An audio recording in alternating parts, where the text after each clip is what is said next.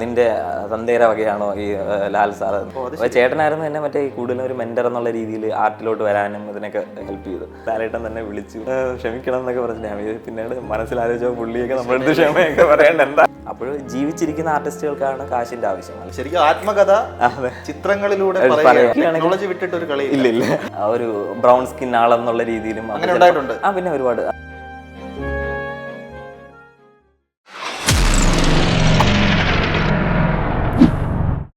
Talk ടൗണിൻ്റെ മറ്റൊരു എപ്പിസോഡിലേക്ക് സ്വാഗതം. ഇന്ന് നമ്മോടൊപ്പം ഉള്ളത് ഒരു സ്പെഷ്യൽ വ്യക്തിത്വമാണ്. ഡൂഡിൽ ആർട്ടിലൂടെ ലോകത്തെ ജനങ്ങളെ ബന്ധിപ്പിക്കുക എന്ന വലിയൊരു ലക്ഷ്യവുമായി മുന്നോട്ട് പോകുന്ന യങ് ആർട്ടിസ്റ്റ്. അതോടൊപ്പം തന്നെ ഈ കലാരൂപത്തിലൂടെ തൻ്റെ പേര് ഇന്ത്യൻ ബുക്ക് ഓഫ് റെക്കോർഡിൽ എഴുതി ചേർത്ത ഒരു യങ് ചാമിങ് ആർട്ടിസ്റ്റ്. ഞാൻ പറഞ്ഞു വന്നത് സിജിൻ ഗോപിനാഥിനെ കുറിച്ചാണ്. സ്വാഗതം സിജിൻ. നമസ്കാരം. സിജിൻ, ഡൂഡിൽ ആർട്ട് എന്ന കലാരൂപം ഒരുപാട് പേർക്ക് പരിചിതമാണ്. പക്ഷെ അതുപോലെ തന്നെ കേരളത്തിലെ കുറേ ആൾക്കാർ ഒരുപക്ഷെ എന്തായിരിക്കാം ഈ ഡൂഡിൽ ആർട്ട് എന്ന് ചിന്തിക്കുന്നവരുണ്ടാവും. അപ്പോൾ അവർക്ക് വേണ്ടിയിട്ട് താങ്കളുടെ ഐഡൻറ്റിറ്റിയായ ഡൂഡിൽ ആർട്ടിൽ നിന്ന് തന്നെ തുടങ്ങാം. എന്താണ് ഡൂഡിൽ ആർട്ട്? ഞാനൊരു 2013 ആ ഒരു സമയത്താണ് ദുബായിലോട്ട് പോകുന്നത്. അപ്പോൾ അവിടെ പോകുമ്പോൾ എനിക്ക് മനസ്സിലാക്കാൻ കഴിഞ്ഞത് ഒരുപാട് പല പല മീഡിയംസ് യൂസ് ചെയ്യുന്ന oil paint, acrylic, water colour എന്നൊക്കെ പറഞ്ഞിട്ട് ഒരുപാട് മീഡിയംസ് യൂസ് ചെയ്യുന്ന ആർട്ടിസ്റ്റുകൾ ഒരുപാട് പേരുണ്ട്. അപ്പോൾ അവിടെ അതും പല രാജ്യങ്ങളിൽ നിന്ന് വരുന്ന ആർട്ടിസ്റ്റുകൾ. അപ്പോഴേ ഇവരെല്ലാവരും ഈ ഒരു ചെറിയൊരു രാജ്യത്ത് ഭയങ്കര കോമ്പറ്റീഷനാണ്. എന്ന് വെച്ചാൽ ഇത്രയും ആർട്ടിസ്റ്റുകൾ അവിടെ ഉണ്ട്. അപ്പോൾ അതിനനുസരിച്ച് ഉള്ള വേദികളും അവിടെ കുറവാണ്. അപ്പോൾ നമ്മൾ എങ്ങനെയെങ്കിലും നമുക്ക് ഒരു പുതിയൊരു ടെക്നിക്ക് കൊണ്ടുവന്നാൽ മാത്രമേ അതിൽ റെലവൻ്റ് ആയിട്ട് അവിടെ നിൽക്കാൻ പറ്റുള്ളൂ എന്നൊരു ഐഡിയ അപ്പോഴും തോന്നി. അപ്പോൾ അത് ഡൂഡിൽ ആർട്ട് എന്ന് പറഞ്ഞിട്ട് അത് വെസ്റ്റേൺ സൈഡിലോട്ട് ഇപ്പോൾ യൂറോപ്യൻ കൺട്രീസിലൊക്കെ പോപ്പുലറായിട്ട് വന്നത് എന്ന് വെച്ചാൽ കൂടുതൽ ആൾക്കാർക്കും സിമ്പിളായിട്ട് ചെയ്യാൻ പറ്റുന്ന. അപ്പോൾ സിമ്പിളായിട്ട് ചെയ്യാൻ പറ്റുക എന്ന് വെച്ചാൽ നമ്മുടെ ഇപ്പോൾ സ്റ്റീവ് ജോബ്സ്, ആപ്പിളിൻ്റെ ഫൗണ്ടർ, പുള്ളി പറഞ്ഞിട്ടുണ്ട് ഇപ്പോൾ ഏറ്റവും സിമ്പിളായിട്ടുള്ളൊരു കാര്യം ചെയ്യുക എന്നുള്ളതാണ് ഏറ്റവും എഫക്റ്റീവായിട്ട് നമുക്ക് അത് ബ്രാൻഡ് ചെയ്യാനും അല്ലെങ്കിൽ സിമ്പിളായിട്ട് എന്ത് കാര്യങ്ങളും നമുക്ക് ആളുകളിലോട്ട് എത്തിക്കാൻ പറ്റുന്ന ഒരു കാര്യം. പക്ഷേ ഏറ്റവും സിമ്പിളായിരിക്കണം. അപ്പോൾ അതിന് ഡൂഡിൽ എന്ന് പറയുന്നത് ഇപ്പോൾ ഒരു പെന്നും പേപ്പറും മതി, ഒരുപാട് മീഡിയംസ് ഒന്നും വേണ്ട. ഇപ്പോൾ വേറെ പറയുകയാണെങ്കിൽ നമ്മുടെ ഇപ്പോൾ ഒരാളൊരു ഫോൺ കയ്യിൽ വെച്ചിട്ട് നമ്മൾ സംസാരിക്കുകയാണെന്ന് വെച്ചാൽ നമ്മുടെ കയ്യിലൊരു പേന ഇരിക്കുന്നെങ്കിൽ നമ്മൾ അറിയാതെ കുത്തി വരയ്ക്കും. അതൊരു ആർട്ടിസ്റ്റ് ആണെങ്കിലും അതൊരു നോർമൽ പേഴ്സൺ ആണെങ്കിലും ആരാണെങ്കിലും അത് കുത്തി വരയ്ക്കും. അതെന്ന് വെച്ചാൽ മൈൻഡിൽ ഓരോ ആൾക്കാർക്കും ഒരു ക്രിയേറ്റിവിറ്റിയോ അല്ലെങ്കിൽ എന്തെങ്കിലും ഒരു കണക്ഷൻ ഒരു പേനയും ഇതുമായിട്ടുണ്ട്. ആ ഒരു കുത്തി വരയാണ് ഡൂഡിൽ എന്ന് പറയുന്നത്. അത് പിന്നെ കുറേ ആൾക്കാർ പ്രാക്ടീസൊക്കെ ചെയ്തിട്ട് കുറച്ചുകൂടി അതിനെ എന്താണ് ഒരു വ്യക്തമായ രീതിയിലോട്ട് കൺവേർട്ട് ചെയ്യുന്നതിനാണ് പിന്നെ ഡൂഡിൽ ആർട്ട് എന്നുള്ള ഒരു വിശേഷണം. ഗൂഗിളിന്റെ ലോഗോയിൽ അവർ ട്രൈ ചെയ്യാറുണ്ട്, ചില സ്പെഷ്യൽ ഒക്കേഷൻസിൽ ഡൂഡിൽസ് ആഡ് ചെയ്യാറുണ്ട്. അതെ, ഗൂഗിൾ ഡൂഡിൽ എന്ന് പറഞ്ഞിട്ട് അവർ ഇതുപോലെ കുട്ടികളെ കൊണ്ടിട്ടും ഒരു എല്ലാ സ്കൂൾസിനെ വെച്ചിട്ടൊക്കെ കോമ്പറ്റീഷൻ ആയിട്ട് ചെയ്യാറുണ്ട്. അപ്പോൾ അത് വേൾഡ് വൈഡിൽ തന്നെ പോപ്പുലറാണ്. അപ്പോൾ അവരൊക്കെ ആയിരുന്നു ആദ്യം. പക്ഷെ സിജിൻ ഇപ്പോൾ പറഞ്ഞതുപോലെ അത് ഞാൻ സിജിൻ്റെ പ്രൊഫൈലിൽ, ഫേസ്ബുക്ക് പ്രൊഫൈലിൽ ആഡ് ചെയ്തിരിക്കുന്ന ഇമേജസ് ഒത്തിരി കണ്ടിരുന്നു. ഈ പറഞ്ഞ പോലെ അത്ര സിമ്പിളൊന്നുമല്ല, വളരെ പ്രിസൈസ്ഡ് ആയിട്ടും പെർഫെക്ഷനും വേണ്ടുന്ന എനിക്ക് തോന്നുന്ന ഒരു ആർട്ടാണ് ഡൂഡിൽ ആർട്ട്. അതിന്റെ ഐഡിയ ഒരുപക്ഷെ ചിലപ്പം സിമ്പിളായിട്ട് കൺവേ ചെയ്യാൻ പറ്റുന്ന ഉദ്ദേശത്തോടെ ആയിരിക്കും. പക്ഷെ അത് വരയ്ക്കാൻ ഒരു ആർട്ടിസ്റ്റ് തന്നെ ആവണ്ടേ, ഒരു സാധാരണക്കാരനും ചെയ്യാൻ പറ്റുന്ന ഒരു ആർട്ട് ഫോം ആണ്. നമ്മളിപ്പോൾ രണ്ട് തരം, ഇപ്പോൾ പുറത്ത് നമ്മളിപ്പോൾ ഔട്ട്സൈഡ് ദ ബോക്സ് അല്ലെങ്കിൽ ഇപ്പോൾ നമ്മളൊരു കമ്മ്യൂണിറ്റിയിൽ ചെന്ന് ഒരു ആർട്ട് കമ്മ്യൂണിറ്റിയിൽ പ്രത്യേകിച്ച് പോവുകയാണെങ്കിലും എൻ്റെ അടുത്ത് ആദ്യം ചോദിക്കുന്ന ചോദ്യം are you a fine arts product എന്നാണ്. അപ്പോൾ ഞാൻ പറഞ്ഞു no, I am not a fine arts product. ഞാൻ പറയും ഇതുപോലെ ഞാൻ കുട്ടിയിലെ വരയ്ക്കുമായിരുന്നു. പിന്നെ ഇതുപോലെ ചെറിയ ആർട്ട് സ്കൂളിലൊക്കെ പോയിട്ട് ഒരു 3ാം ക്ലാസ് മുതൽ 10ാം ക്ലാസ് വരെയൊക്കെ വീക്കെൻഡ്സിൽ പോയി പഠിക്കുക, ഒരു ബേസിക്സ് ഒക്കെ പഠിക്കുക എന്നുള്ളതാണ്. പിന്നെ അതിനുശേഷം നമ്മൾ എങ്ങനെ കണ്ടിന്യൂ ചെയ്ത് കൊണ്ടുപോകുന്ന എന്നുള്ളതാണ് മെയിൻ കാര്യം. ഇപ്പോൾ ഫൈൻ ആർട്സ് പഠിച്ച ആൾക്കാർ തന്നെ വേറൊരു കാര്യം എന്ന് വെച്ചാൽ അവരുടെ ജോലിയും പ്രാരാബ്ദമൊക്കെ ആയിട്ട് അത് കണ്ടിന്യൂ ചെയ്യാൻ പറ്റാത്ത ഒരുപാട് ആൾക്കാരുണ്ട്, അതെനിക്കറിയാവുന്ന ആൾക്കാർ. അപ്പോൾ അത് നമ്മളെങ്ങനെ കണ്ടിന്യൂ ചെയ്ത് കൊണ്ടുപോകുന്നു, എങ്ങനെ പ്രാക്ടീസ് ചെയ്യുന്നു. ചിലർ പറയും ഗോഡ് ഗിഫ്റ്റഡ് ടാലൻ്റ് എന്നൊക്കെ പറയും. അപ്പോൾ അത് അങ്ങനെ ആയിരിക്കാം, പക്ഷേ അതെ, പക്ഷേ ഇത് നമ്മളും അതിനനുസരിച്ച് പ്രാക്ടീസ് ചെയ്യുക. അപ്പോൾ ഗിഫ്റ്റ് മാത്രം കിട്ടിയിട്ട് കാര്യമില്ലല്ലോ. അപ്പോൾ നമ്മൾ എത്രത്തോളം അതിന് ടൈം അതിനു വേണ്ടി സ്പെൻഡ് ചെയ്യുന്നു, പുതിയ പുതിയ കാര്യങ്ങൾ പഠിക്കുന്നു. ഇപ്പോൾ ആർട്ടിഫിഷ്യൽ ഇൻ്റലിജൻസ് ഒക്കെ വന്നു. അപ്പോൾ അത് ആർട്ട് ഇൻഡസ്ട്രീനെ തന്നെ തകർക്കുന്ന രീതിയിലുമുണ്ട്, അതിനെ എങ്ങനെയെങ്കിലും അതിൻ്റെ ബെനിഫിറ്റ്സ് എടുത്തിട്ട് ചെയ്യുന്ന ആൾക്കാരുമുണ്ട്. അപ്പോൾ അങ്ങനെ നോക്കുമ്പോഴത്തേക്ക് പുതിയ പുതിയ കാര്യങ്ങൾ അഡാപ്റ്റ് ചെയ്ത് ചെയ്യുക എന്നുള്ളതാണ് മെയിൻ കാര്യം. ചലഞ്ചുമാണ്. അത് മാത്രമല്ല ഇപ്പം ആർട്ടിനെ നമ്മൾ നിലനിർത്തി കൊണ്ടുപോവുക. പിന്നെ AI ആർട്ടിഫിഷ്യൽ ഇൻ്റലിജൻസിൻ്റെ തന്നെ ഒരു ക്യാപ്ഷൻ തന്നെ we can create anything in 2 seconds എന്നാണ്. പക്ഷേ ആർട്ട് എന്ന് പറയുന്നത് 2 seconds ക്രിയേറ്റ് ചെയ്യാൻ പറ്റില്ല എന്നുള്ളൊരു മെസ്സേജാണ് ഞാൻ മിക്കവാറും കൊടുക്കാനായിട്ട്. പറഞ്ഞതുപോലെ അത്യാവശ്യം എല്ലാം പഠിക്കുന്നുണ്ട്. അതായത് ഒരുവിധപ്പെട്ട എല്ലാ കേപ്പബിലിറ്റീസും അഡാപ്റ്റ് ചെയ്യാൻ പറ്റുന്ന ഒരു ടെക്നോളജിയാണ് AI. അപ്പം സ്വാഭാവികമായും ഇപ്പം അഭിനയിക്കുന്ന ആളിന് പകരം ഇന്ന് നമുക്ക് വളരെ ഫേമസ് ആയിട്ടുള്ള കലാകാരന്മാരുണ്ട്. ഇപ്പൊ മോഹൻലാൽ, മമ്മൂട്ടി, ഇങ്ങനെയുള്ള നടന്മാർ മലയാള ഇൻഡസ്ട്രി എടുത്തു കഴിഞ്ഞാൽ ഭരിക്കുന്നുണ്ട്. പക്ഷേ വരുന്നതോടെ പറയുന്നതനുസരിച്ചാണെങ്കിൽ ഇനി ആർട്ടിസ്റ്റുകളെ വേണ്ടെന്നാണ്. അതായത് അഭിനയിക്കാൻ പോലും ഒരു ആർട്ടിസ്റ്റ് വേണ്ട. നമ്മൾ കണ്ടിട്ടില്ലാത്തൊരു വ്യക്തി ഇനി ഒരു പക്ഷേ ക്യാരക്ടറായിട്ട് സിനിമ ഇൻഡസ്ട്രി ഭരിക്കാം. ഇപ്പോൾ സിനിമയെ കുറിച്ച് പറയുമ്പോൾ ഇപ്പോൾ റീസെന്റ് ആയിട്ട് ഞാനൊരു മൂവിയിൽ ഇപ്പോൾ ഗൂ എന്ന് പറഞ്ഞിട്ട് മണിയമ്പിള്ള രാജു പ്രൊഡക്ഷൻസിന്റെ മൂവിയിൽ ആയിട്ട് അതിന്റെ ടൈറ്റിൽ ആർട്ടൊക്കെ ചെയ്തായിരുന്നു. ടൈറ്റിൽ ആർട്ട് ചെയ്തു ഞാൻ. അതെ, ഫുള്ള്. അപ്പോൾ അതായിരുന്നു ആദ്യമായിട്ട് ചെയ്തു. പിന്നെ ഈ പറഞ്ഞ പോലെ ആക്ടേഴ്സിന്റെ ഇപ്പോൾ പറഞ്ഞ ചോദ്യത്തിന് ഒരു ഉത്തരമായിട്ട് പറയുകയാണെങ്കിൽ ഇപ്പോൾ ഇന്ത്യൻ 2-ൽ നെടുമുടി വേണു സാറൊക്കെ മരിച്ചതിന് ശേഷം AI-യുടെ ടെക്നോളജി യൂസ് ചെയ്തിട്ടാണ് അവരെ അഭിനയിച്ച ആയിട്ട് റീക്രിയേറ്റ് ചെയ്തതാണ് നെടുമുടി വേണു സാറ്, വിവേക് സാറ്. അപ്പോൾ അവരൊക്കെ മരിച്ചു. മനോബാല എന്നൊക്കെ പറഞ്ഞിട്ട് തമിഴ് നടൻ. അല്ല, അവർ കുറച്ച് പാട്ട് മാത്രം അഭിനയിച്ചു. പക്ഷെ ഒരു വർഷത്തിന് ശേഷം ഈ കൊറോണ കഴിഞ്ഞ ശേഷം അവർ മരിച്ചപ്പോഴത്തേക്ക് പിന്നെ ബാക്കി സീൻസൊക്കെ AI-യും പിന്നെ സജഷൻ സീൻസൊക്കെ ബാക്കിൽ മാത്രം വേറെ ആളിനെ നന്ദു പൊതുവാളൊക്കെ എനിക്ക് തോന്നുന്നു സജഷൻ ഷോട്ട്സ് ഒക്കെ കൊടുത്തു. അങ്ങനെയൊക്കെ എന്തൊക്കെ ടെക്നിക്സ് ഒക്കെ ആണെന്നാണ് ഞാൻ പഠിച്ചത്. വെല്ലുവിളിയാണ്. പക്ഷെ ഇത് പഠിച്ചാൽ കുറെ ഗുണങ്ങളും ഉണ്ട്. എന്ന് വെച്ചാൽ നമുക്ക് കുറെ കാര്യങ്ങൾ മനസ്സിലാവും. സിജിന്റെ ഒരു ജേണി അറിഞ്ഞാൽ കൊള്ളാവുന്നുണ്ട്, പ്രത്യേകിച്ചും പ്രേക്ഷകർക്ക് വേണ്ടിയിട്ട്. സിജിൻ ജന്മനാട്, അവിടുന്ന് സിജിൻ തുടങ്ങിയത് ഈ ഡൂഡിൽ ആർട്ടിലേക്ക് എത്തിച്ചേരാനുള്ള ഒരു ടേണിംഗ് പോയിന്റ്. അതിനുശേഷം ഇപ്പോൾ ഒരു പ്രൊഫഷണൽ ഡൂഡിൽ ആർട്ടാണ്. ഒരുപാട് എക്സ്പോഷർ ഉണ്ട് വേൾഡ് വൈഡ് ആയിട്ട്. അപ്പോൾ ആ ഒരു എക്സ്പോഷറിലേക്കുള്ള ഒരു ജേണി ഒന്ന് ചുരുക്കി പറയാമോ? അത് ഫസ്റ്റ് ഇത് സ്റ്റാർട്ട് ചെയ്തത് വെഞ്ഞാറമൂട്ടിൽ നിന്നാണ്. വെഞ്ഞാറമൂട്ടിലൊരു സുരേഷ് ബാബു എന്ന് പറഞ്ഞ ആർട്ട് സാറായിരുന്നു എന്നെ പഠിപ്പിച്ചതൊക്കെ. അപ്പോഴവിടെ ഒരു ഗുണം എന്ന് വെച്ചാൽ ഞാൻ ഇപ്പോൾ എല്ലാ ആർട്ടിസ്റ്റുകളും എല്ലാ കലാകാരന്മാരും ഒക്കെ ഇൻ്റർവ്യൂസിലൊക്കെ പറയുന്ന പോലെ നമ്മൾ പഠിത്തത്തിൽ കുറച്ച് വീക്കായിരിക്കും, പുറകോട്ടായിരിക്കും. അപ്പോൾ നമ്മുടെ മൈൻഡ് ആയിരുന്നു. അപ്പോൾ ക്രിയേറ്റീവ് ബ്രെയിനാണ് കൂടുതലും വർക്ക് ചെയ്യുന്നത്. അപ്പോൾ നമുക്ക് വരയ്ക്കാനും എന്തെങ്കിലും പുതുതായിട്ട് തിങ്ക് ചെയ്യാനും അങ്ങനെ എന്തെങ്കിലും ഐഡിയാസ് ജനറേറ്റ് ചെയ്യാനും അതിനെ ഐഡിയാസ് കൊണ്ടുവരുന്നതിന് അതിനെ റിയൽ ലൈഫിലോട്ട് കൺവേർട്ട് ചെയ്യാനൊക്കെയാണ് താല്പര്യം. അപ്പോൾ അന്ന് കൂടുതലും ഈ എന്തെങ്കിലും പത്രങ്ങളിലൊക്കെ വരുന്ന ആർട്ട് കോമ്പറ്റീഷൻ, ആക്ടിങ്ങിൽ ഒരു കോമ്പറ്റീഷൻ ഉണ്ട്, അല്ലെങ്കിൽ തിരുവനന്തപുരത്ത് കോമ്പറ്റീഷൻ ഉണ്ടെന്ന് പറയുമ്പോൾ നേരെ ബസ് കയറി അവിടെ പോയി പാർട്ടിസിപ്പേറ്റ് ചെയ്യും. എന്നിട്ട് എന്തെങ്കിലും പ്രൈസ്, ചിലപ്പോൾ ഫസ്റ്റ് ആയിരിക്കും, ചിലപ്പോൾ തേർഡ് പ്രൈസ് ആയിരിക്കും. അങ്ങനെ കിട്ടുമ്പോഴത്തേക്ക് സ്കൂളിൽ വരുമ്പോൾ അവർ അസംബ്ലിയിലേക്ക് വിളിച്ചിട്ട് നമ്മുടെ ഇന്ന ഒരു കോമ്പറ്റീഷനിൽ പോയിട്ട് നമ്മുടെ ഇവിടുത്തെ സിജിൻ പങ്കെടുത്തു, ഇതിൽ തേർഡ് പ്രൈസ് കിട്ടി, അങ്ങനെയൊക്കെ പറയുമ്പോഴത്തേക്ക് സന്തോഷം. അവിടെ ആ ഒരു ക്ലാപ്പൊക്കെ കിട്ടുന്നതെന്ന് പറയുന്നത് അത് ഏതൊരു ആർട്ടിസ്റ്റിനും ഒരു പ്രോത്സാഹനം അതാണ്. അപ്പോൾ അങ്ങനത്തെ ഒരു പ്രോത്സാഹനമായിരുന്നു ആദ്യം ഉണ്ടായിരുന്നത്. പിന്നെ അതിനുശേഷം ഈ ഞാൻ പറഞ്ഞ പോലെ വെഞ്ഞാറമൂട്ടിൽ ഒരു ആർട്ട് സ്കൂളിൽ പോകുമ്പോഴത്തേക്ക് നമ്മുടെ മാമൻ ഒരു ജീപ്പ് ഡ്രൈവറാണ്. അപ്പോൾ മാമൻ അവിടെ ജീപ്പ് സ്റ്റാൻഡിൽ എപ്പോഴും കാണും. അപ്പോൾ ഞാൻ അവിടെ നിന്ന് ആർട്ട് ക്ലാസ് കഴിഞ്ഞ് വരുമ്പോൾ വീക്കെൻഡ് ആയിരിക്കും, അപ്പോൾ ശനിയാഴ്ച ഞായറാഴ്ച ആയിരിക്കും ക്ലാസ് കഴിഞ്ഞ് വരുമ്പോൾ മാമൻ അവിടെ വന്നിട്ട് ഇന്നെന്ത് വരച്ചേട്ടാന്ന് ചോദിക്കും. അപ്പോഴത്തേക്ക് ഞാൻ പറയാം ഇന്ന് രവീന്ദ്രനാഥ് ടാഗോർ നോക്കട്ടെ എന്ന് പറയുമ്പോഴത്തേക്ക് ജീപ്പിൽ സ്റ്റാൻഡിലുള്ള എല്ലാ ചേട്ടന്മാരും ചുറ്റിനും കൂടും. എന്താ പറയുക, അത് ഒരു പേപ്പർ ഞാൻ ഓരോന്ന് കൈമാറി അടിപൊളിയിടാ അടുത്ത എന്താണ് വരയ്ക്കുക. ഞാൻ പറഞ്ഞാൽ അടുത്തെന്തോ ശോഭനയുടെ ഒരു പടമുണ്ട്, അതാണ് വരയ്ക്കാനുള്ളത്. അപ്പൊ അങ്ങനെയൊക്കെ പ്രോത്സാഹനം എന്ന് വെച്ചാൽ ഇവിടെ നിന്നും പല ആൾക്കാരും അപ്പൊ അതുകൊണ്ട് ആ ഒരു പ്രോത്സാഹനം കിട്ടിയാലേ നമുക്ക് ഇപ്പൊ പുതുതായിട്ടും ഇപ്പൊ പ്രൈസ് ഒന്നും കിട്ടിയില്ലെങ്കിൽ കൂടി ആ ഒരു പ്രോത്സാഹനം എല്ലാ വീട്ടിലും കിട്ടണം. ഇപ്പൊ വീട്ടിൽ ചിലപ്പോൾ ചുമരിലൊക്കെ വരയ്ക്കുന്ന കാര്യം ഞാൻ എല്ലായിടത്തും പറയാറുണ്ട്. കുട്ടികളൊക്കെ വരയ്ക്കുമ്പോഴത്തേക്ക് പാരന്റ്സ് പറയും അത് വരയ്ക്കണ്ട, അതിൽ ഒന്നെങ്കിൽ ചിലപ്പോൾ നമ്മൾ റെന്റിനെടുത്ത വീടായിരിക്കും. ഞാൻ പറഞ്ഞ ദുബായിലെ കാര്യം, കൂടുതലും റെന്റിനൊക്കെ ഉള്ള വീടുകളിലൊക്കെ ആയിരിക്കും താമസിക്കുന്നത്. അപ്പോൾ കുട്ടികളൊക്കെ ചുമരിൽ കുത്തി വരയ്ക്കുമ്പോഴേക്ക് പറയും ഇത് ചെയ്താൽ ചുമര് വേസ്റ്റ് ആകും, അത് നമ്മളിപ്പോൾ മാറുമ്പോഴത്തേക്ക് അതിന് പേയ്മെന്റ് എക്സ്ട്രാ കൊടുക്കണം. അപ്പോഴ് അതങ്ങനെ അല്ലാതെ ഇവിടുത്തെ കുട്ടികൾക്ക് കുഴപ്പമില്ല, സ്വന്തം വീടായതുകൊണ്ട്. പക്ഷെ അവിടെ അങ്ങനെയല്ലല്ലോ. അപ്പോഴ് ഞാൻ അവിടെ എല്ലായിടത്തും പറയുന്നതെന്ന് വെച്ചാൽ ഈ ഒരു പെയിന്റിനൊക്കെ ചിലപ്പോൾ 50 ദിറംസോ അല്ലെങ്കിൽ 25 ദിറംസോ ഒക്കെ ഒരു റോളർ എടുത്ത് ജസ്റ്റ് അടിക്കാവുന്ന കാര്യമേ ഉള്ളൂ. അപ്പോൾ അത് കുട്ടികളുടെ ആ ഒരു ക്രിയേറ്റിവിറ്റീനെ നമ്മളത് അപ്പോഴേ അവിടെ സ്റ്റോപ്പ് ചെയ്യുകയാണ്. അതെ. അപ്പോഴതിനെ കൂടുതലും എനിക്ക് പറ്റിയൊരു ഗുണം എന്ന് വെച്ചാൽ, ഗുണം എന്ന് എനിക്കറിയത്തില്ല അതെങ്ങനെ പറയണം. എൻ്റെ വീട്ടിൽ ഒരു ചെറിയൊരു റൂമുണ്ട്. അപ്പോൾ അവിടെ ആയിരുന്നു നമുക്ക് വീട്ടിൽ വെറ്റ കൃഷിയൊക്കെ ഉണ്ട്, വെറ്റില കൃഷി. അപ്പോഴത് എല്ലാ ബുധനാഴ്ചയും മാർക്കറ്റിൽ കൊണ്ടുപോയി വെറ്റ വിൽക്കണം, അല്ലെങ്കിൽ ശനിയാഴ്ച ആയിരിക്കും വെറ്റ എന്തെങ്കിലും കൊണ്ടുപോകും. അപ്പോഴേ വെറ്റ എല്ലാം അടുക്കുന്നത് ഞാനും അമ്മാമ്മയൊക്കെ ആയിരിക്കും. അപ്പോഴേ വെറ്റ അടുക്കുന്നത് ചേട്ടൻ്റെ ഒരു റൂമിലാണ്. അപ്പോൾ ആ റൂം മൊത്തം വുഡൻ റാക്കിലൊക്കെ ആയിട്ട് ചേട്ടൻ കുറേ കാസറ്റ്സ് വെച്ചിട്ടുണ്ടായിരുന്നു. അപ്പോഴേ ഇത് ചിമ്മിനി വിളക്കെന്തോ മറിഞ്ഞു വീണിട്ട് ഈ റൂം മൊത്തം തീ പിടിച്ചെന്ന് വെച്ചാൽ ചേട്ടൻ ഭയങ്കര കളക്ടറായിരുന്നു, മ്യൂസിക് കളക്ടർ. അപ്പോൾ ചേട്ടന് ജോലി ഉണ്ടായിരുന്നു, ഞാൻ ചെറുതാണ്. അപ്പോൾ ചേട്ടന് ഞാൻ നല്ല ഏജ് ഡിഫറൻസ് ഉണ്ട്. ചേട്ടൻ തിരിച്ച് അവിടെ വരുമ്പോഴത്തേക്ക് ചേട്ടൻ കാണുന്നത് ഇത് മൊത്തം തീ പിടിച്ച് മൊത്തം കരിഞ്ഞ് എല്ലാം ഒരു 100-300 കാസറ്റ് ഉണ്ടായിരുന്നു എല്ലാ വോളിലുമായിട്ട്, 3 വോളിലും.